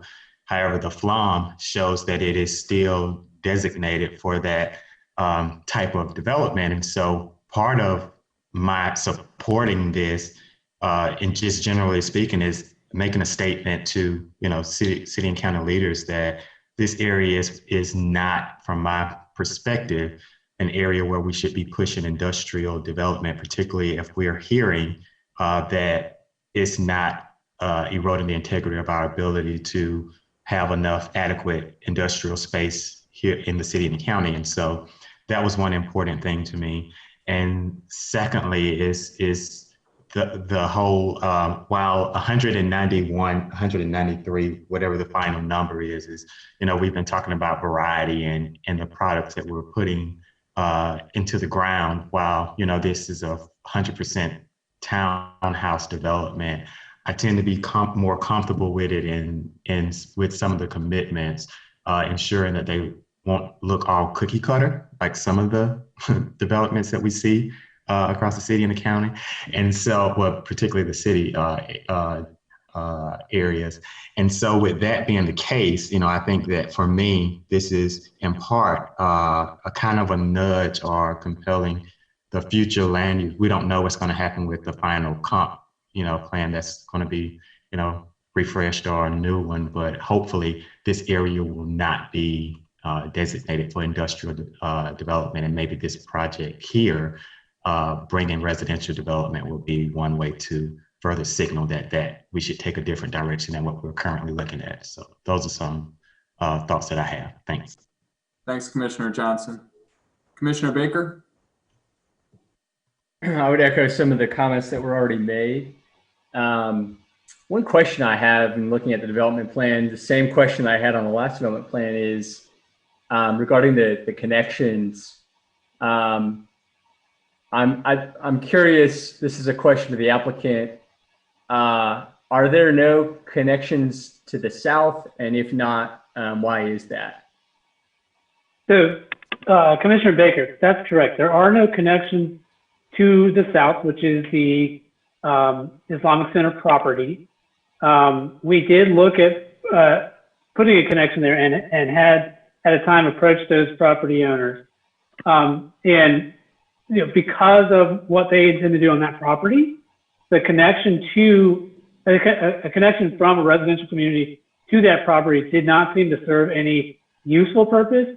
And ultimately, there is a connection. I mean, there's not a connection to the south on our property, but it's like, just a couple feet away on the Bethpage property.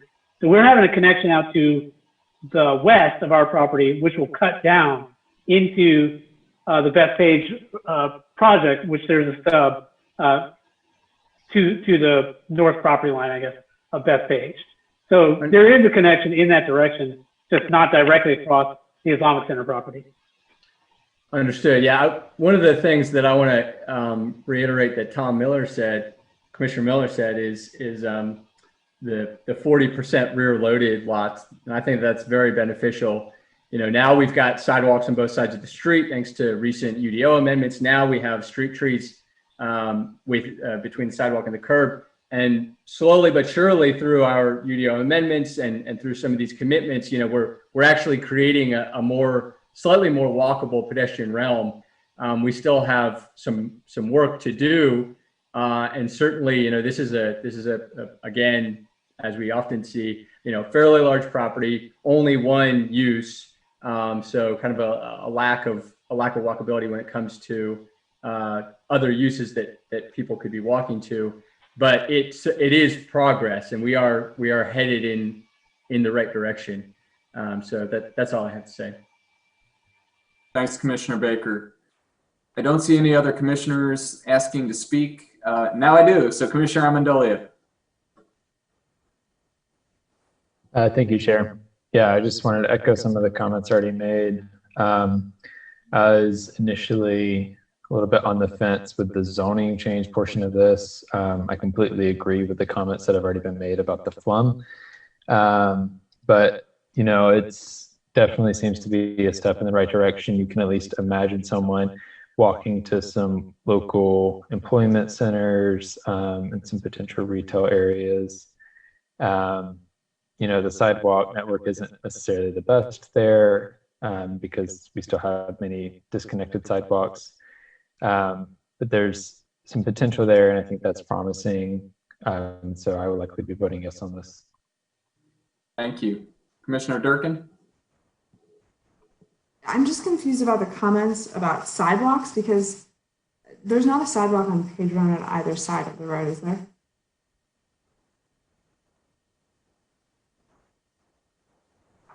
Does anybody know? Not most of the way. I think that's what I was saying. It's like it's disconnected most of the way. There are some, like when you get a little bit farther north on Page. So you can't really walk anywhere because you'd just be walking on the side of a somewhat busy road. So I just want to point that out, that you can't actually get anywhere from this site, and you can only go to your neighbor's house because there's no other use involved. I do think contextually, when you're closer to Briar Creek, you're closer to things. There's also, from what I can tell, no public transportation that can get you to this unless you can walk yourself to TW Alexander, and I wouldn't suggest anybody walk along the side of the road to do that. So it is better than the last one as far as location. I still don't think it's great. I'm honestly not sure how I'm voting on it. Thanks, Commissioner Durkin. So if there are no other commissioners with comments or questions, I will entertain a motion at this time.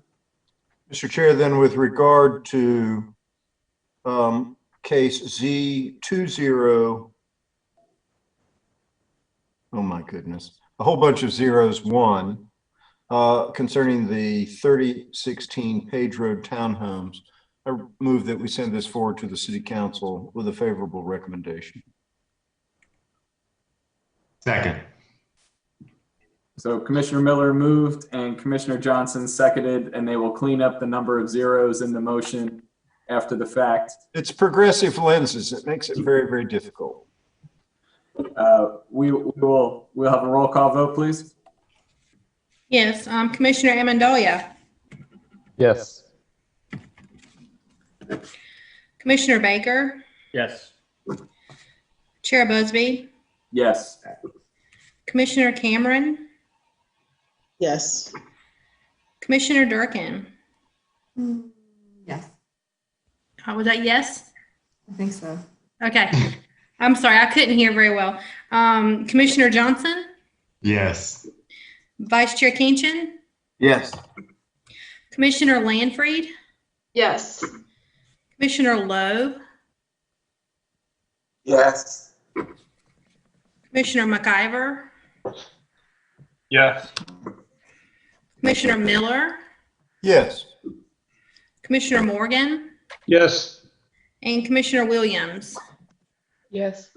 Okay, it passes 13-0. This was one of the cases I want to bring to your attention that was submitted prior to July. So it technically has a FLUM amendment with it, but we could probably move it forward without even any action on the FLUM case because we have a new staff report template where we're doing all of the coming soon, where we're going to do all of the analysis in one staff report. However, let me get a motion on the FLUM case just in case I need it before we go to City Council, if you don't mind. That's A20-00002. Okay, well, thank you, Grace, because I was just noticing that our staff report, if I'm not mistaken, has the two case numbers. It does. We're in the process of trying to change templates, and I think we just got ahead of ourselves. So, Right. yeah. Well, then regard with the A case and the number that Grace just recited in connection with the Page Road Townhomes, I move that we send that case forward to the City Council with a favorable report. I think that's the case number. And do we have a second? Second. Thank you, Yes, second. Commissioner Johnson. So Commissioner Miller moved, Commissioner Johnson seconded. The motion is on case A25002, correct? Okay. We'll have a roll call vote, please. Commissioner Amendolia, Yes. Commissioner Baker, Yes. Chair Busby, Yes. Commissioner Cameron, Yes. Commissioner Durkin, Yes. Commissioner Johnson, Yes. Vice Chair Kinchin, Yes. Commissioner Lanfried, Yes. Commissioner Lowe, Commissioner McIver, Commissioner Miller, Yes. Commissioner Morgan, Yes. and Commissioner Williams. Yes. All right, thank you very much. Sorry for the confusion. No problem. Thank you. Our next case is case Z2000010, and that is Chandler Run. And we'll start with the staff report. Good evening, Chair Busby and Commissioners. Thank you again. Good evening, and thanks for having me. I'll be presenting on the Chandler Run case. This is just a zoning map change case, Z200010. So this is from Tony Whitaker of Civil Consultants on behalf of an individual property owner. The location is in between Chandler Run and Clayned Road with inside the city limits. It's about 25 acres, assembled parcels. I believe it's about 86 parcels altogether. This development here is suburban. The existing zoning is 3 different zonings. There's residential suburban 8, residential suburban 10, and a planned development residential 8.5, which is a legacy case from 1973. The rezoning request is to put all 3 of these zonings into planned development residential 3.118, PDR 3.118. The FLUM designation is a low density residential. The proposal here is up to 66 single family detached, single family attached, and or duplex units. There's a little bit of history with this case. in this site, I mean. The eastern portion of the site was the Greenway subdivision that was platted as 53 townhome lots. Essentially, this is the same area that was previously zoned for the 120 multifamily units. The western portion of the property, also known as Arborstone, was platted around 31 single-family lots. You can see the aerial map that the eastern portion is where it was platted for Greenway, and the western portion was platted for Arborstone. Area photos show that the context of the area is, again, heavily treed with surrounding single-family residential units abutting the site parcels. For zoning context, if you look at the left, the case area is both it's the blue area, and on the right is the PDR 3.118 is the zoning designation they're looking to change to. Again, that's 2 to 4 dwelling units an acre. The future land use map as well. There is a key commitment that the applicant has provided a 5-foot additional asphalt width for future bicycle lane. This is along the site frontage of Chandler Road. There are some graphic commitments as well from the applicant. This includes location of tree coverage areas, site access points, 20-foot average project boundary buffers, 25-foot wetland buffer, and 10-foot no-build lines. As you can see on the proposed site conditions, you can see the buffers listed on here. You can see Chandler Run to the road to the left, the intersection of Ross Road at the northwest corner. The tree save required for this is 20%, and the applicant is committing to a preservation amount of a minimum 20%, all through the preservation of existing tree coverage. Staff has reviewed this applicant's proposal against comprehensive plan policies, including the suburban development, suburban tier, the low density residential, contiguous development, infrastructure capacity, the school level of service and transportational level of service, and found these are consistent with comprehensive plan policies. The staff does determine that these requests are consistent with the comprehensive plan and applicable policies and ordinance. Staff also does want to point out, well, there are not a lot of robust text commitments in this application. The applicant is an individual owner and has had some troubles trying to sell and develop the land and would like us to keep that in mind. Staff is now available for questions or comment. Thank you. Thank you again, Mr. Cahill. We are going to open the public hearing, and we have 3 individuals who have signed up with the applicant team, and then there are 2 other individuals who have also signed up. They did not indicate if they were for or against, so we can move forward under our regular rules of procedure. The applicants are Randy Herman, Tony Whitaker, and Stephen Morrison, and so I'll hand it to you. You can let us know your plan of who would like to speak, and you have a maximum of 10 minutes if you need it. Thank you, Mr. Chair. This is Randy Herman. I'm an attorney with the law firm of B.A. Folk. I'll be doing the main portion of the presentation on behalf of the applicant, but Tony Whitaker, the engineer, and the property owner are also available to answer questions if necessary. So I've submitted some slides, and Alex, if you can bring those up for me.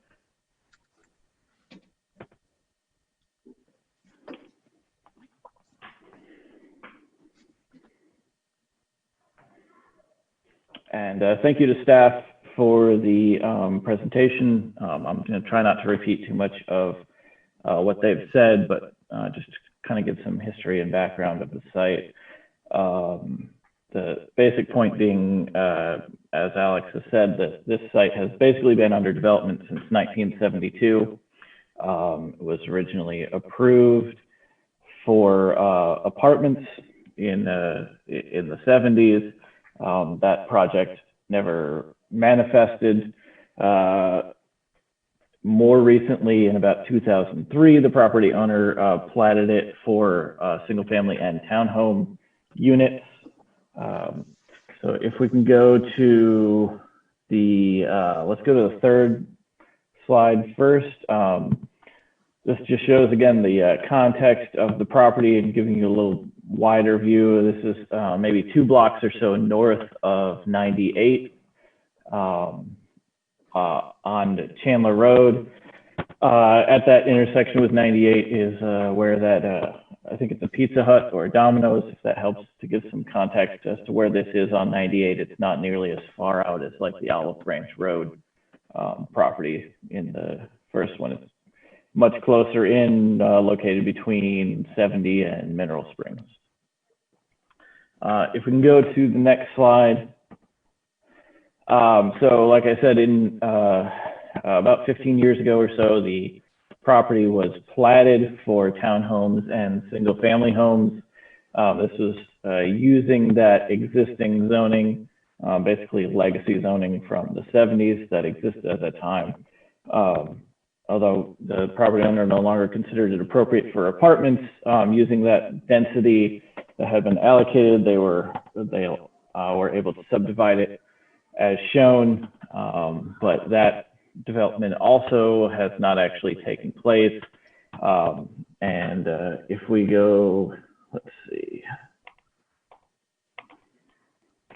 if we can go 2 slides after that on the future land use lab, this will show you why. So the green area shown on the FLUM as recreation and open space is the area that's within the existing stream buffers.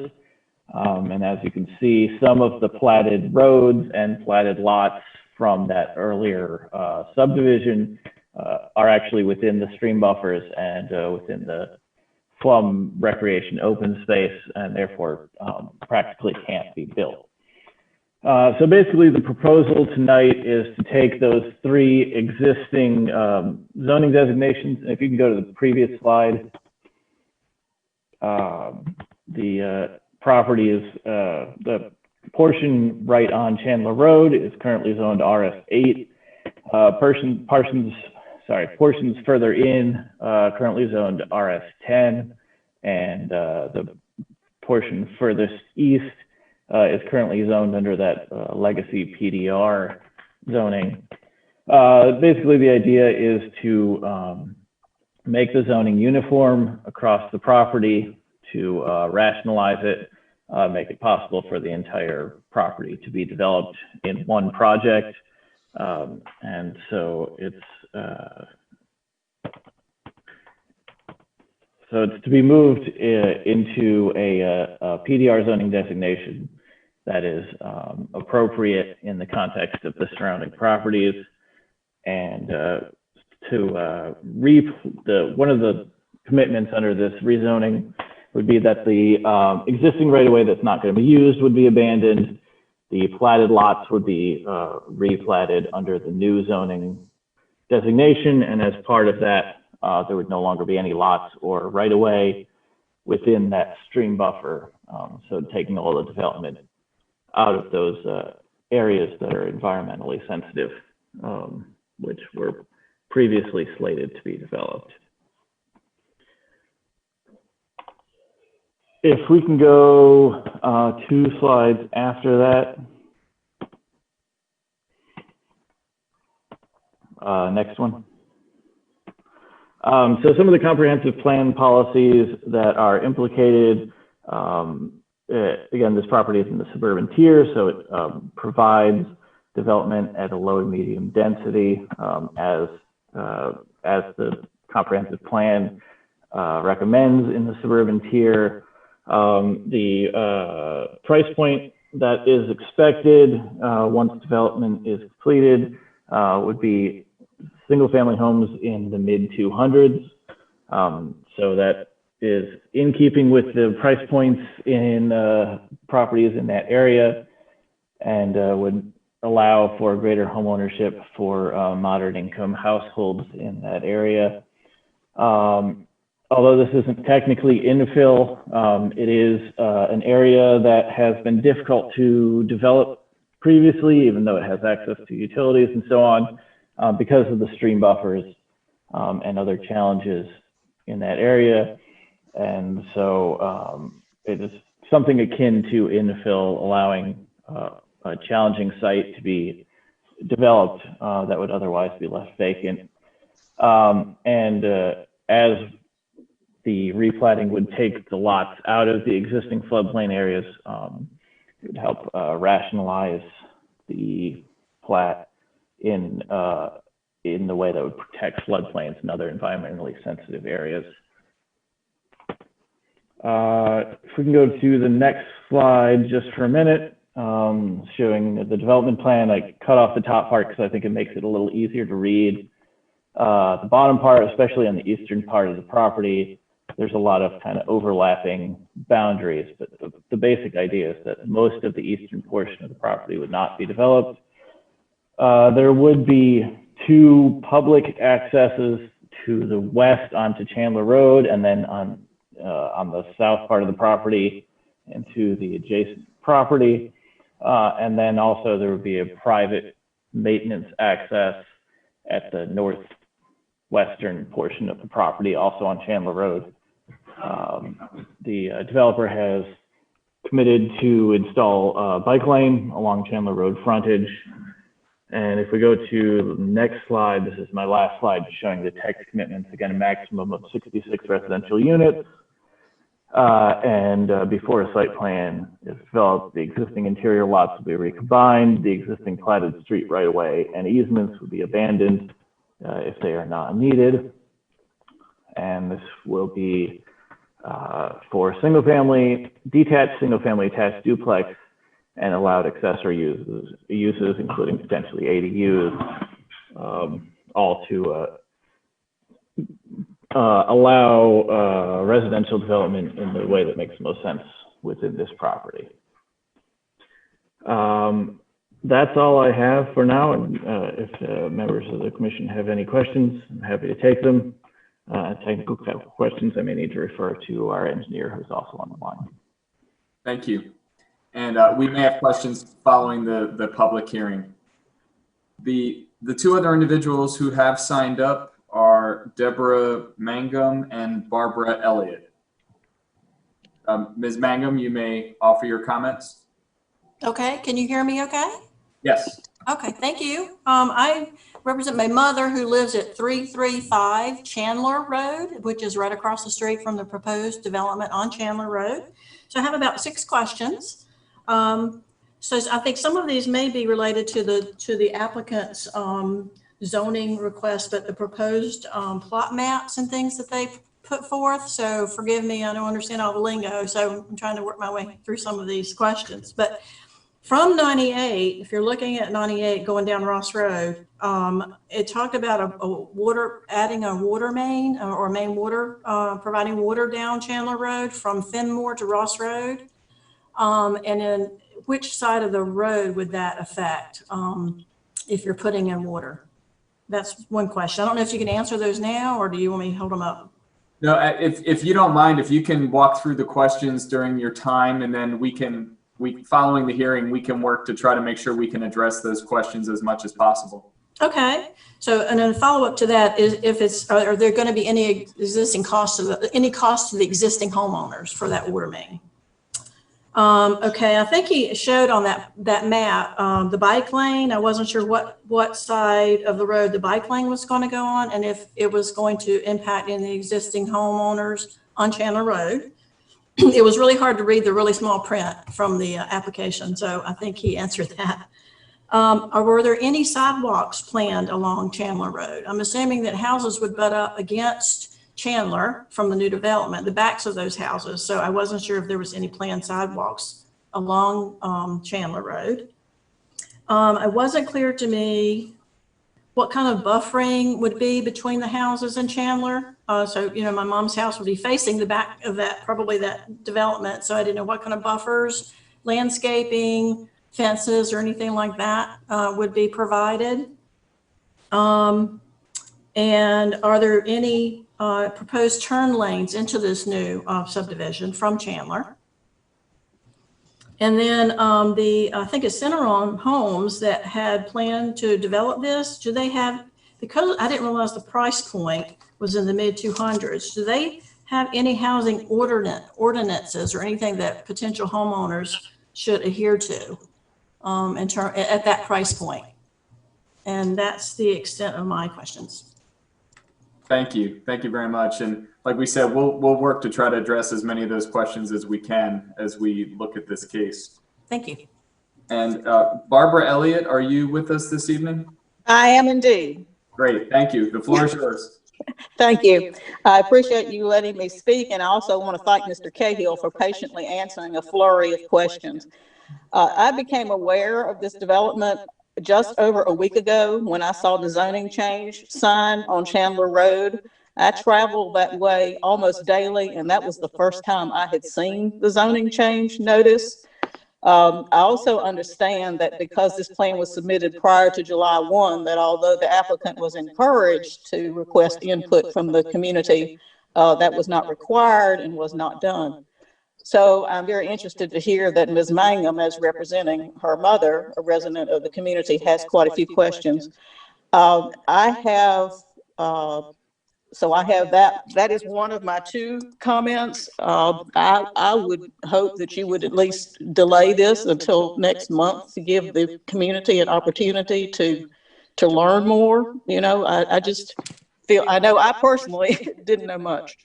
My second comment, it may not be immediately apparent why I'm asking or making this point, but bear with me for 1 minute if you will. The main entrance, again, I've had this for only about a week, and like everyone else, we all have other commitments, and I have barely had time to do anything but glance at it. But a thing that struck me, it concerns the entrance of Greenmount Drive. It is directly across the street from an area owned, that is shown on the map as being owned by Alcona Properties. That is no longer correct. That property was sold in August or September, probably after this map was made up, and it now belongs to Recycling and Salvage Services. I live on Alcona Avenue. Alcona Avenue is 1 block west of Chandler off of Ross. So we can't see it on this map, but it is a 300-foot long gravel city street that ends at a pond. And it runs from Ross Road to down toward Fenimore. It does not go all the way through. My concern is that this property has, as I said, just recently been sold to a developer.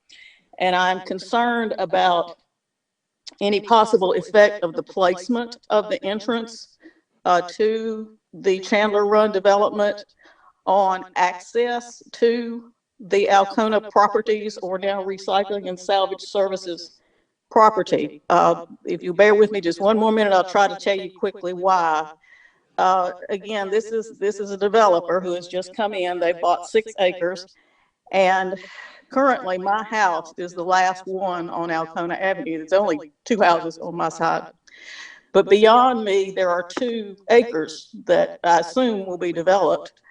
And Alcona Avenue is a gravel street. And so I'm assuming, I'm guessing, the plan has not been filed yet, but I'm guessing that all of this logging, street paving, construction traffic will go right by my door. And I'm concerned that it will be so extensive that it will actually be, make life very, very difficult. Especially here. I finally reached my retirement age and got my house paid for and hoped I could enjoy it. So my hope has been that there will be, both for construction and perhaps permanently, access to this property from Chandler as well. It's difficult to describe without having, a picture of Alcona Avenue. But if there is no access to the property that is to be developed from Chandler, then all of this will go right by my door for a very long period of time. And I'm afraid it's going to be so dramatic that I just don't know how I'll survive. So my question is whether the placement of Greenmount Drive, yes, Greenmount Drive, directly across from the property shown, Alcona Properties, or its successor, has frontage on both Chandler and Alcona. And my concern is whether the placement of the access of the Greenmount Drive has any effect on the ability or likelihood that that the property I'm concerned about can be accessed from Chandler. Does that make sense? It's difficult to it's difficult to explain, but I felt I had to raise this point now rather than later after there is a plan to be discussed. Does that, do I need to clarify? I'm afraid I haven't done a very good job. No, I think we're fine, and this is the time to raise it, so I'm glad you're here and you're speaking to it. And as you may have seen in previous cases, if we do have follow-up questions, we may ask you to offer additional guidance just to make sure we understand it. But that was very helpful. Okay. Thank you, Ms. Elliott. We appreciate your comments. Is there anyone else who would like to speak on this case? You can raise your hand. Okay, there's no one else, so we will close the public hearing. And commissioners, I see Commissioner Miller. I'm going to start with you with your hand raised.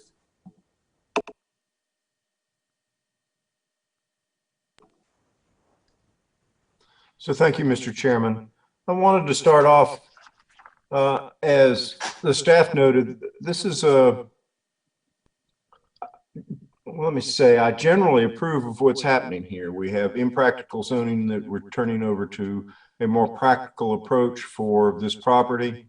But the problem is that the development plan is scanty. It does not contain what I consider to be the minimum commitments that I want to see in a development plan. And I'm not, and so I contrast it to the one we just approved, which is roughly the same size piece of property, but with a greater density. But I'm looking for, this provides that the unit types will be limited to 3 types, but it doesn't provide a unit mix. There aren't any design commitments. The things I like to see, and I think would be practical in a project like this, are some shared open space layout commitments. There's nothing about garage loading. And I think all of these things could be added. And when I saw that there weren't very many commitments, I thought, well, this is a speculative rezoning. We're rezoning this property to make it more attractive for sale, something I'm not enthusiastic about. But then I heard one of the speakers suggest that there actually may be a builder in the wings ready to actually develop this piece of property, which is a good thing. But if that developer is there, and if the project that's envisioned for this property has been brought to that level of thinking that additional commitments are possible, I'd like to see the commitments before I vote. I was also concerned when we got the comments today via email and also again today, that the developer, although wasn't required to have a neighborhood meeting, seems to me the kind of project where a neighborhood meeting would be appropriate. And I wanted to ask the developer if they had considered actually sponsoring a meeting, and I know it's difficult via Zoom, but putting that together and getting input from their neighbors. It's much easier for me to vote for a rezoning that is infill in its quality, as the attorney said, when the neighbors surrounding it can say, yes, we've talked with the developer and we've had our say and they've made some changes and we're happy with it. I'm enthusiastic about voting for those projects, but that process hasn't happened here. I would be more comfortable if this were delayed a little while. And I note that this property has been sitting for a long time waiting for development. I don't see what difference a couple of months might make, another 60 days might make. So those are my thoughts. And Commissioner Miller, do you have a question for the applicant? You said a few things. Well, I do have a question. Would the applicant, I guess my question is would the applicant consider delaying this for a cycle or two to give them an opportunity to consider how they might beef up their committed elements and how they might meet with the neighbors and talk about making this project fit in and answering the neighbors' questions? And we heard a lot of questions today. Mr. Herman, you're welcome to answer Commissioner Miller's question.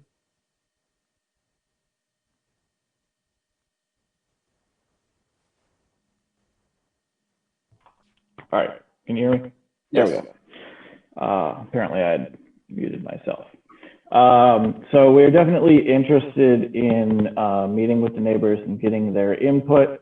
I'm not sure it's necessary to delay the vote in order to do that, but we definitely do intend to talk to both of the neighbors that have appeared at this hearing and anyone else they direct us to. I can say the property owner had extensive neighborhood meetings a couple of years ago at the time when they did the current subdivision of the property.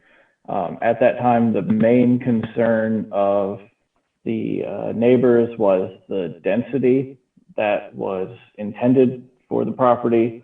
And so considering the fact that the density under this rezoning would be significantly less, our understanding was that we had addressed most of the concerns of the neighbors that they had expressed a couple of years ago. But we definitely do intend to have further interactions with them. Is there in fact a builder waiting in the wings to build on this property if it's rezoned? Somebody said Cimarron was interested.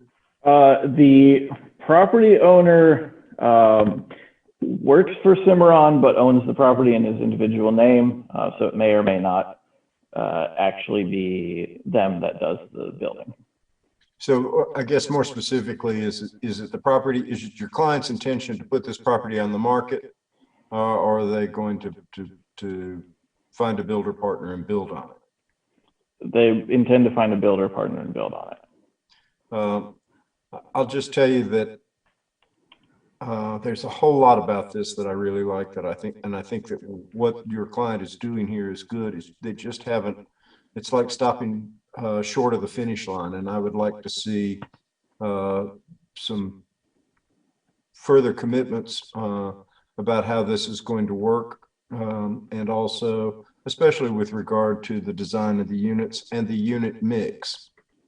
So would you consider delaying in order to refine your plan and bring it up? The whole point of having development plan rezoning is to have get greater clarity and to have commitments. And this is a minimal commitment development plan, and I personally don't like those and frequently vote against them. But I do not want to vote against this one. But so that's why I want to delay. Sure. It's up to you, sir, though. It's not my call. One thing I would say is that our experience, particularly with this property, is that, as I said, we've gone through several rounds of attempting to develop it. And one of the issues that we faced was that we believe that the previously rezonings had overcommitted in terms of the level of detail that they had committed to. Such that then when it came time to actually do it, it turned out not to be feasible to do the things that they had committed to do, and that's why it didn't actually end up getting developed. So with the kind of environmental and topography issues, we're trying to avoid getting into too high of a level of detail and committing to something that we couldn't actually do, which would result in the property being vacant for another 40 years. I appreciate that completely, but I suggest that the response from being too hot is not being too cold. Thank you, Commissioner Miller. I'm going to ask a question of Mr. Cahill, since I don't see any commissioners with their hands raised at this point, and then I will circle around to other commissioners. Mostly, Mr. Cahill, we had a series of questions from Ms. Mangum, and I tried to capture a bunch of those, but I figure you may have the ability to answer at least some of those, and I'm happy to try to run through them if you missed them. But I know you've been in touch with I believe both individuals who spoke this evening. So if you are able to just answer a few of those questions now, that'd be great.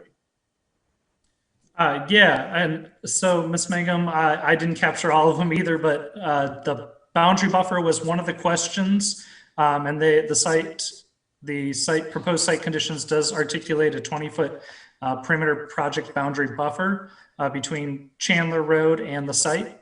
So I think that was one of your questions. I think some of the other questions were actually for the applicant. And I don't know if you have them, Chair Busby.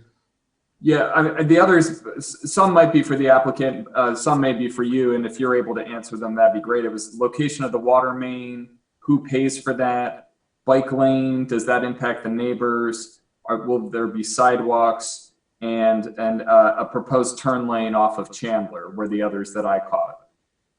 Yeah, I will let the applicant speak to the sidewalks and the other questions that were posed. Okay. Mr. Herman, if you're able to answer any of those specific questions that Ms. Mangum had, that would be appreciated. Thank you, Mr. Cahill.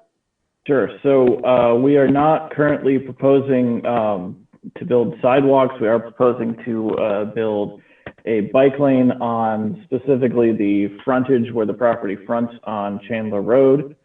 But we are not currently proposing any off-site improvements to Chandler Road. In terms of the water main, if it's necessary to build a water main up Chandler Road, it will be located on one side or the other of the road, depending on what makes the most sense based on the terrain. I don't think we're at that level of planning yet that we know exactly where it would be located, but it would be within that right of way and would be accessible to the property owners on either side of Chandler Road. We're not currently proposing to construct a turn lane, but if it becomes necessary to do so, of course, we'll do that. The other question I had written down was whether there will be housing restrictions or like architectural restrictions on the houses. Because of the size of the development, it will be necessary to have restrictive covenants and to form a homeowners association to administer those and to manage the common area. So that will be done, but we're not at the point of knowing exactly what those restrictions would be yet. Can I just jump in and add one thing too? At the time of site plan, sidewalks would be required. On the frontage. Yes, thank you. That's important. I will come back, but I want to recognize Commissioner Williams, who has her hand up. Thank you, Chair Busby. I don't have much of a voice, so I haven't had much to say tonight. But on this particular development, I am deeply troubled because it appears that it is being presented as something is better than nothing. And that's essentially what we're getting with this particular development. A lack of sidewalk, pedestrian methods of moving, no design commitments, no road improvements. Basically, whatever is being allowed is what's being done. And you don't want to allow extra time because this project's already been delayed for a number of years, and there's been too many commitments before they couldn't be delivered. But my main concern is the fact that the community that lives in this area, though not required, has not been engaged. So technically they don't have a voice, and that is problematic. That is extremely problematic. And I mean, the fact that you've had to wait, or it may be another 40 years, I'm quite sure the wildlife in this area wouldn't mind another 40 years to settle in and figure out how things are going to work. So I am 100% against this for the lack of community engagement. And to say that, you know, the community was engaged a few years ago, who knows if those people even still reside in that area, given the demographics in Durham have changed dramatically within the last 6 to 8 months, not to mention the last few years. And I think the one resident and her concerns are quite valid. And the fact that she learned about the zoning change just because she drove down the street is concerning. And I think that more effort needs to be placed in this, because what you're going to build and develop will directly impact both those who live in this area, around this area, and travel through this area. Not to mention, this actually is going to be impacted greatly once the East End connector is done. There's going to be a lot of travel in this area. There may be costly ramifications that you can't see because you can't see the forest for the trees. But in actuality, between Chandler, Ross, Junction Road, Joyland Avenue, a lot of neighborhoods that are in this area coming off of 98, the traffic on 98 alone has increased. Not that that's a major impact, but this will be adding to it because 98 has become a thoroughfare to get to North Raleigh, where you pick up and you can pick up 540 and bypass a lot of 40 traffic. You could even cross over from 70 through Olive Branch, pick up 98, and you're on this other side of town. Highway 70, Cheek Road, Highway 15 coming out of Roxborough. There's a lot of connections and a lot of thoroughfares that may make this area attractive. There's not a whole lot on the table right now in terms of design commitments, so we can't even begin to have a conversation in terms of price point. But we are having a conversation about HOAs, where people will have demands made on them about the color of their mailbox and the length of their grass, but they won't have sidewalks in order to travel and walk and exercise in their neighborhood until you get your design commitments and site plan review. I have extreme concerns about this project as it's presented. Though it is drawn up well, I think it is a skeleton, and we very much so need meat and potatoes with this. We need muscles, we need ligaments, we need a whole lot. And I am against this project for those very reasons. Thanks, Commissioner Williams. Other commissioners, any additional comments? Commissioner Baker? Real quick, I think Commissioner Williams brought up some good points. I would echo the comments of Commissioner Miller. I want to vote for this because I want to see the existing platted, the existing design of the current plat, the subdivision go away and something new to come in. It's a little bit better under the current standards and regulations. So I think that's a good thing. I think this is going in the right direction. But in agreement with my other commissioners, it feels like we just aren't quite there. And we just need to get a little bit further for support. So, yeah, I don't typically, I don't like to delay items unless they're very large items, unless they have a lot of issues. Otherwise, I don't like to delay items, but I think that there's a pretty strong case for, if the applicant in this case is willing to think about, some more commitments, I think there's a pretty strong case for delaying an item like this. Thank you, Commissioner Baker. I will note I'm on the same boat. So if this is going to move forward tonight, I'm going to vote no. If there is the interest in a 2-cycle delay, that I think would be appropriate to allow more conversation. And either way, I do hope that the applicants will be able to continue to work with Ms. Mangum and Ms. Elliott to address their questions and potential concerns. I did just want to ask one last time, and I do see that there are multiple hands raised of many of the individuals who have spoken already. I will note the public hearing has closed, so everyone who has spoken has had their opportunity to speak. But Mr. Herman, I know you've addressed it before, but just to put the question to you one final time, is this a case you would like us to vote on this evening, or are you willing to entertain a cycle or 2-cycle delay to allow time to work with the neighbors and to potentially add additional items to this proposal? I'll leave it up to the discretion of the commission. Either way, I'll be reaching out to the property owners tomorrow and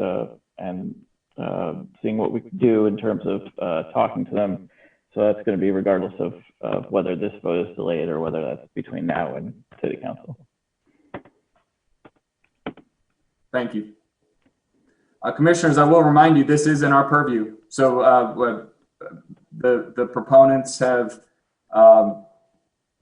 that last answer said to me they're not opposed to this and they'll be willing to work with us. So this is completely within our purview. I will leave it up to commissioners to determine what's the appropriate motion to make at this time. Mr. Chairman, I'm prepared to make a motion. Please.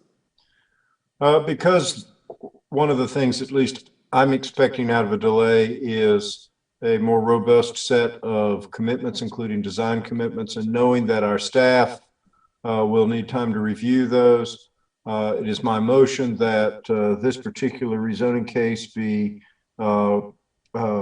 continued on our calendar until our regularly scheduled meeting in January of 2021. And my intention there is to create something akin to a 60-day delay. Is that correct, Grace? If it's November now, it would be January. I'm checking the actual date. The meeting date will be January the 12th. So we continue it until our January 12th meeting date. And again, I would love to know that we could do it faster, but I have the staff in mind. I know that there's a lot happening in the development world, and I also know that we have the holidays upon us. So my motion is for that January 12 continuance. Seconded.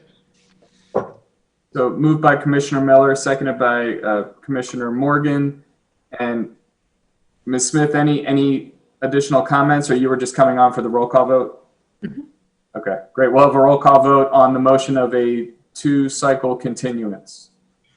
Commissioner Amendolia? Yes. Commissioner Baker? Yes. Chair Busby? Yes. Commissioner Cameron? Yes. Commissioner Durkin? Yes. Commissioner Johnson? Yes. Vice Chair Kenchin? Yes. Commissioner Landfried? Yes. Commissioner Lowe? Yes. Commissioner McIver? Yes. No. Commissioner Miller? Yes. Commissioner McIver was a yes, I believe. Okay. Sorry about that. It sounded no. Commissioner Morgan? Yes. Commissioner Williams? Yes. Unanimous 13-0. Thank you. And Commissioner McIver, I had that right, correct? Okay. Sorry about that. I usually try to give you a little bit of a heads up, but this case was a little different. The staff has requested, and we've done this with meetings that have run longer, that we take a 10-minute break right now. And so I would like to go ahead and have that we just take a brief 10-minute break, and then we will reconvene for our final 2 cases. So it is 8:06. So if we want to reconvene at 8:16, we can then continue our final 2 cases of the evening. We'll see you in 10.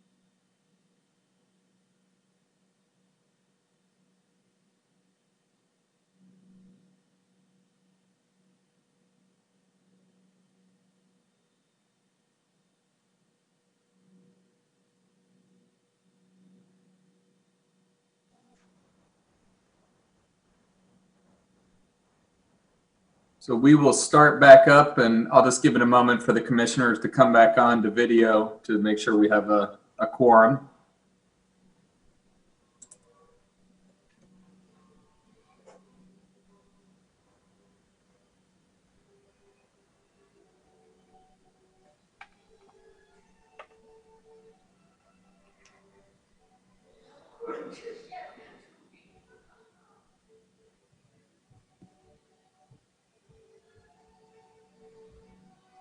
Commissioner MacGyver, I'll recognize you before we start this case. Yes, I would just need to recuse myself from case Z2000010 due to a conflict of interest since the applicant is my employer. Mr. Chairman, if a motion is required, I move that the commission disqualify Mr. MacIver for participating in the case under the rules that govern the commission's conflicts of interest. That is an appropriate motion. If we have a second. Second, Commissioner Johnson. Thank you, Commissioner Johnson. And we'll have a roll call vote on the motion. Yes, Commissioner Amendolia. I'm sorry, I missed the motion. Oh, sorry. It's to recuse Commissioner MacIver from the next case because he actually works with the firm that's the applicant. Okay, yes. Commissioner Baker. I don't know if he's back yet. Chair Busby. Yes. Commissioner Cameron. Yes. Commissioner Durkin. Commissioner Johnson. Yes. Vice Chair Kinchin. Yes. Commissioner Lanfried. Yes. Commissioner Lowe. Commissioner Miller. Yes. Commissioner Morgan.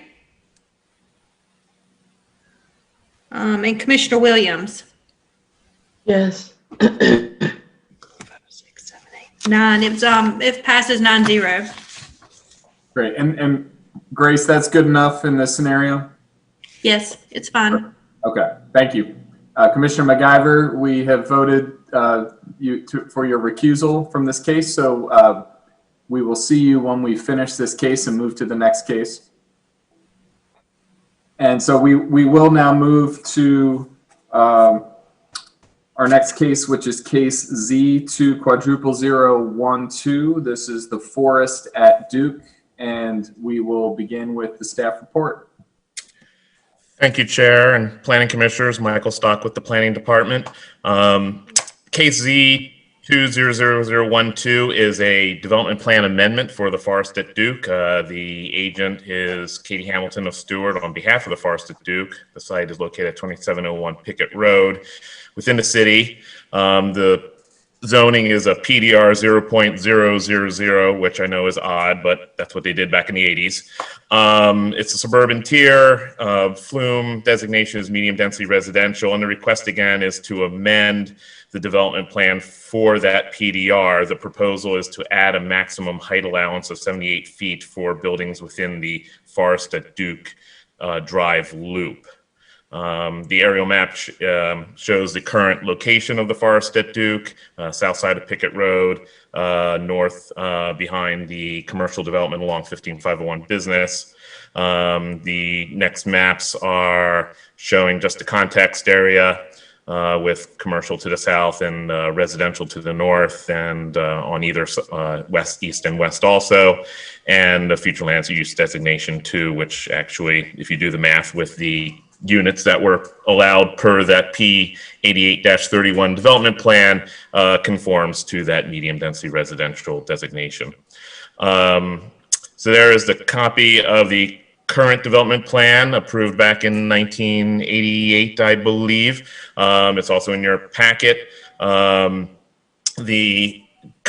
sheet proposed before you tonight has basically one item on it, and is to allow for 78 feet buildings with 78 feet maximum height within the loop for Forest at Duke Drive. That is allowed to be requested per the current ordinance at 611.3C3 height, where it states that you can go up to 90 feet in height, but any height above 35 feet needs to be identified on the development plan. No other changes are proposed. Staff determines that the plan is consistent with the comprehensive plan and applicable policies and ordinances. Thank you very much. Thank you, Mr. Stock. We will open the public hearing. We have two individuals who signed up, Stuart Hamilton and Anita Holt. So I'm not sure what your plan is, but you may proceed with your comments. Thank you, Chair Busby. This is Katie Hamilton with Stuart at 101 West Main Street in Durham. I am representing the Forest at Duke as the agent on this zoning. Thank you all for taking the time to hear our proposal tonight. As Mr. Stock mentioned, this proposal is a text change to the approved development plan, and we are seeking to modify the zoning for the PDR to allow buildings up to 78 feet in height within the existing Forest at Duke Drive. Of note, the existing 50-foot buffers, entry locations, and unit count from the original zoning will remain in effect. If you are asking yourself why the Forest at Duke is seeking this text change, the Forest at Duke is a continuing care facility offering a wide range of living and care options, including independent living and memory care facilities. As the Forest at Duke continues to seek to expand their offerings for current and future residents, the additional height allowance will allow us to continue to provide the highest quality state-of-the-art facilities within the existing campus footprint rather than requiring us to expand horizontally. Of note, we have to say that while 78 feet may seem high at first glance, the existing topography of the site falls from an elevation of 376 at the entry drive on Pickett Road to a low point of 322 on the Forest at Duke Drive. So that is 54 feet of grade change across the site. And with the remaining commitment to the 50-foot buffer along Pickett Road, we believe the 78 feet height allowance will have a minimal impact on our residential neighbors, and that the Forest at Duke will continue to maintain the feeling of the building being nestled within the forest that currently exists on site today. With that, we are available for any questions, and we appreciate your time. Thank you. Is there anyone else who would like to speak on this item tonight? You can raise your hand. There is no one else, so we will close the public hearing. Commissioners, questions or comments? Commissioner Miller. Thank you, Mr. Chairman. So I'll begin with questions for the applicant. So it's everything inside the loop. Can you tell me what it is you actually plan to do? Yes, we have a proposed site plan under review. We are demolishing a number of... Katie, could you get closer to your microphone? Okay, yeah, I apologize. Yes, we have a site plan under review currently with the city of Durham. And you're going to demolish a building. Can somebody show us the old site plan, which actually shows the buildings very conveniently? It might be more prudent to do a Google map if that would be allowable, just because of what the site conditions are today versus the 1988.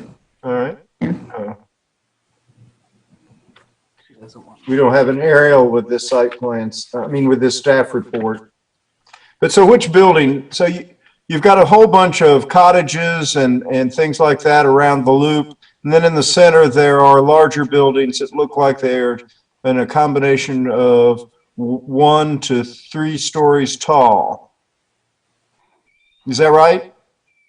I'm sorry, my connection dropped for a second there. Can you repeat that question? So in the Forest of Duke, all around the peripheral, there are cottages and one-story residences. I suppose some of them are duplexes and that kind of thing. But in the center, there is a large multi-bay, multi-wing building that looks like it may be as tall as 3 stories tall. What building is it that you plan to replace? So what we plan to do is there are existing cottages within the loop on the west side, and there's also a western wing of that central large building. And in 2 phases, because we will have residents on site throughout the entire phasing of the construction of this site plan, we will be building in 2 phases. First, we will demolish the cottages within the Forest at Duke's Drive, internal to the loop, build a new facility for the residents on site to relocate to, and then we will be demolishing the western portion of that large building on site that you mentioned, which is the healthcare facility, and rebuilding that as the second phase.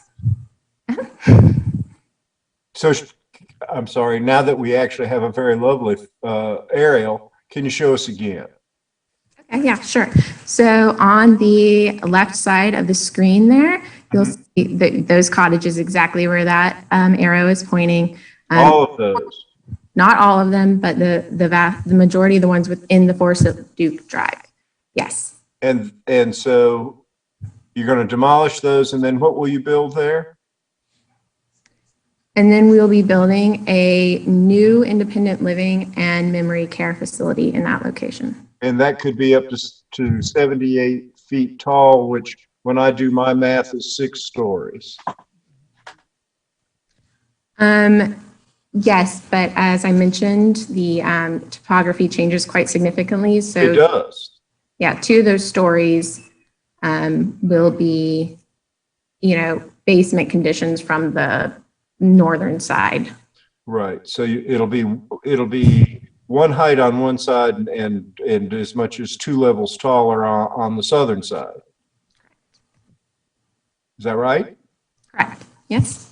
And then what part of the larger building do you plan to demolish? So do you see it's directly adjacent to those cottages, that facility with the, yeah, there we go. Thank you very much. It's really quite handy. I'm very impressed. That will be the next phase of the construction once we have built the first phase. So this is your immediate plan, but you're going to ask for a 78-foot height limit everywhere within the loop, which will enable you, when you're ready, to do similar work. It sounds like you might be eliminating cottages from your scheme.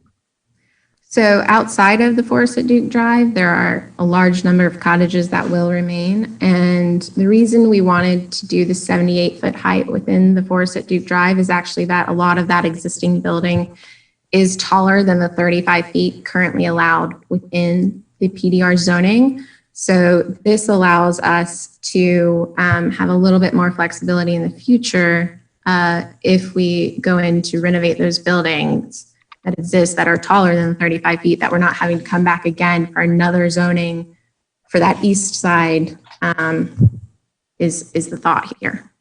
And how will these improvements affect your total number of I don't know, residents? Let's call them residents. When you're completed with your immediately envisioned projects, will you serve the same number of residents in new facilities, or will you serve an increased number of residents? It'll be increasing by approximately 59 units within the independent living care and memory care facility. Thank you. Those are my questions. And then I have a comment for staff, that something that worries me a little bit. The way I read the ordinance, it says maximum building height shall be 90 feet. Any building over 35 feet shall be identified on the development plan submitted for approval. To me, that means that the actual buildings that will be taller than 35 feet have to be shown on the development plan, and that it isn't sufficient to show an area or a bubble, but the plan must contemplate the specific and individual buildings that will rise above 35 feet. Obviously, the staff doesn't see it that way, but I believe that that's what those words mean. We did have that discussion, and we're taking this request, Michael Stock with the Planning Department, as to mean that any building, so they are identifying all buildings within the loop as possibly going up to 78 feet. So that's within the prerogative. And yeah, I can see that's the position you're taking, but I believe that the words mean that the actual buildings have to be. That was The discussed. plan says a building here and a building there. That was discussed, and that was determined to be an acceptable language. All right. Thank you I disagree with you, but I see where you're coming from. Thank you. Thank you, Commissioner Miller. Other commissioners, questions or comments on this case? Commissioner Baker? Just one quick question for the applicant. I'm wondering if we can expect there to be green or sustainable building elements as part of any redevelopment, renewable energy, energy efficiency, LEED, anything like that.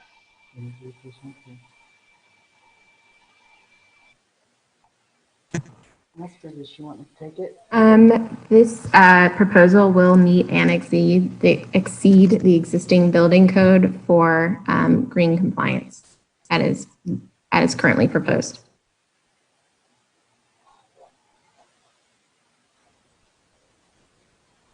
A follow-up, Commissioner Baker? No? Okay. Thank you. I don't see any other questions. I think we're ready for a motion for a vote. Mr. Chairman, then in connection with case Z2000010, the Forest at Duke Development Plan Amendment, I move that we send this case forward to the City Council with a favorable recommendation.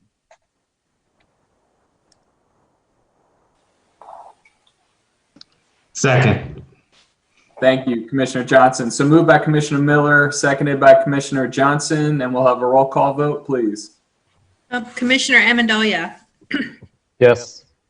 Commissioner Baker. Yes. Chair Busby. Yes. Commissioner Cameron. Yes. Commissioner Durham. Yes. Commissioner Johnson. Yes. Vice Chair Kinchin. Yes. Commissioner Lanfried. Yes. Commissioner Lowe. Yes. Commissioner McIver. He's recused on this case. Oh, that's right. I apologize. You're right.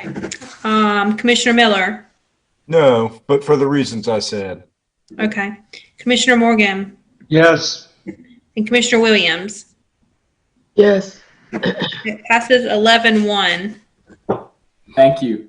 So as we welcome Commissioner McIver back, we will move to the final case this evening, and it is TC2000004.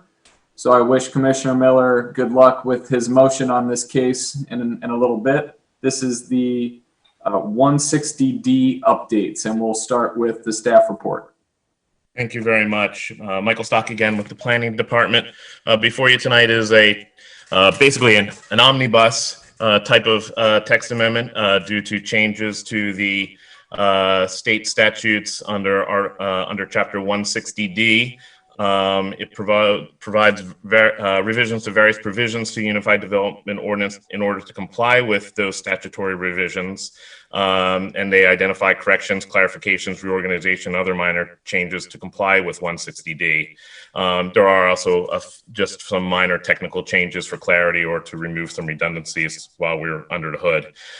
Basically, and to be short, as you may be aware, or maybe you're not, up until this point, the state has operated under two sets of planning and zoning enabling legislation, one for the counties, which was under Chapter 153A, and one for cities and other municipalities under 160A. The legislature last year voted to combine those and also make some changes to those enabling legislations, combine 153A and 160A under a new chapter called 160D.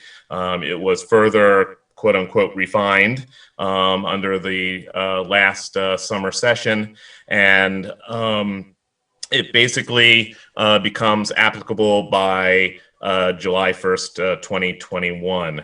it is recommended that we make our changes ahead of that time. And once we do, we would be under full jurisdiction of those of 160D.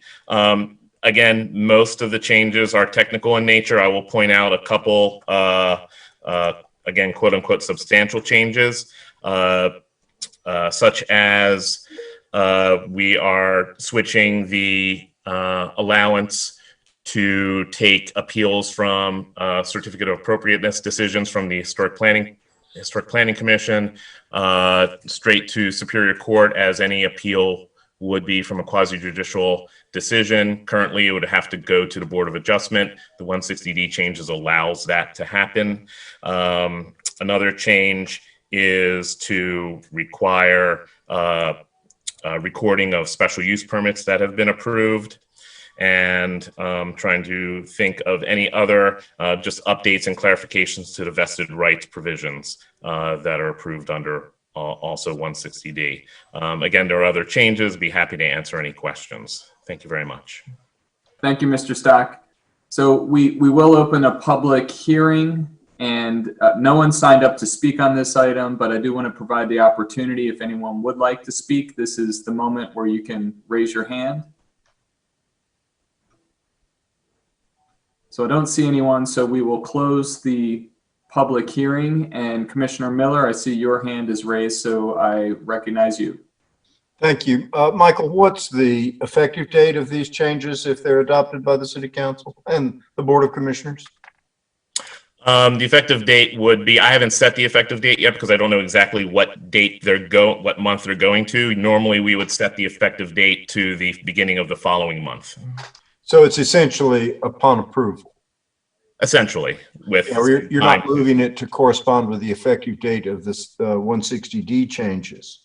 No. In fact, it's not required. Okay. So does 160D, and I actually took the course on this and have forgotten what I learned.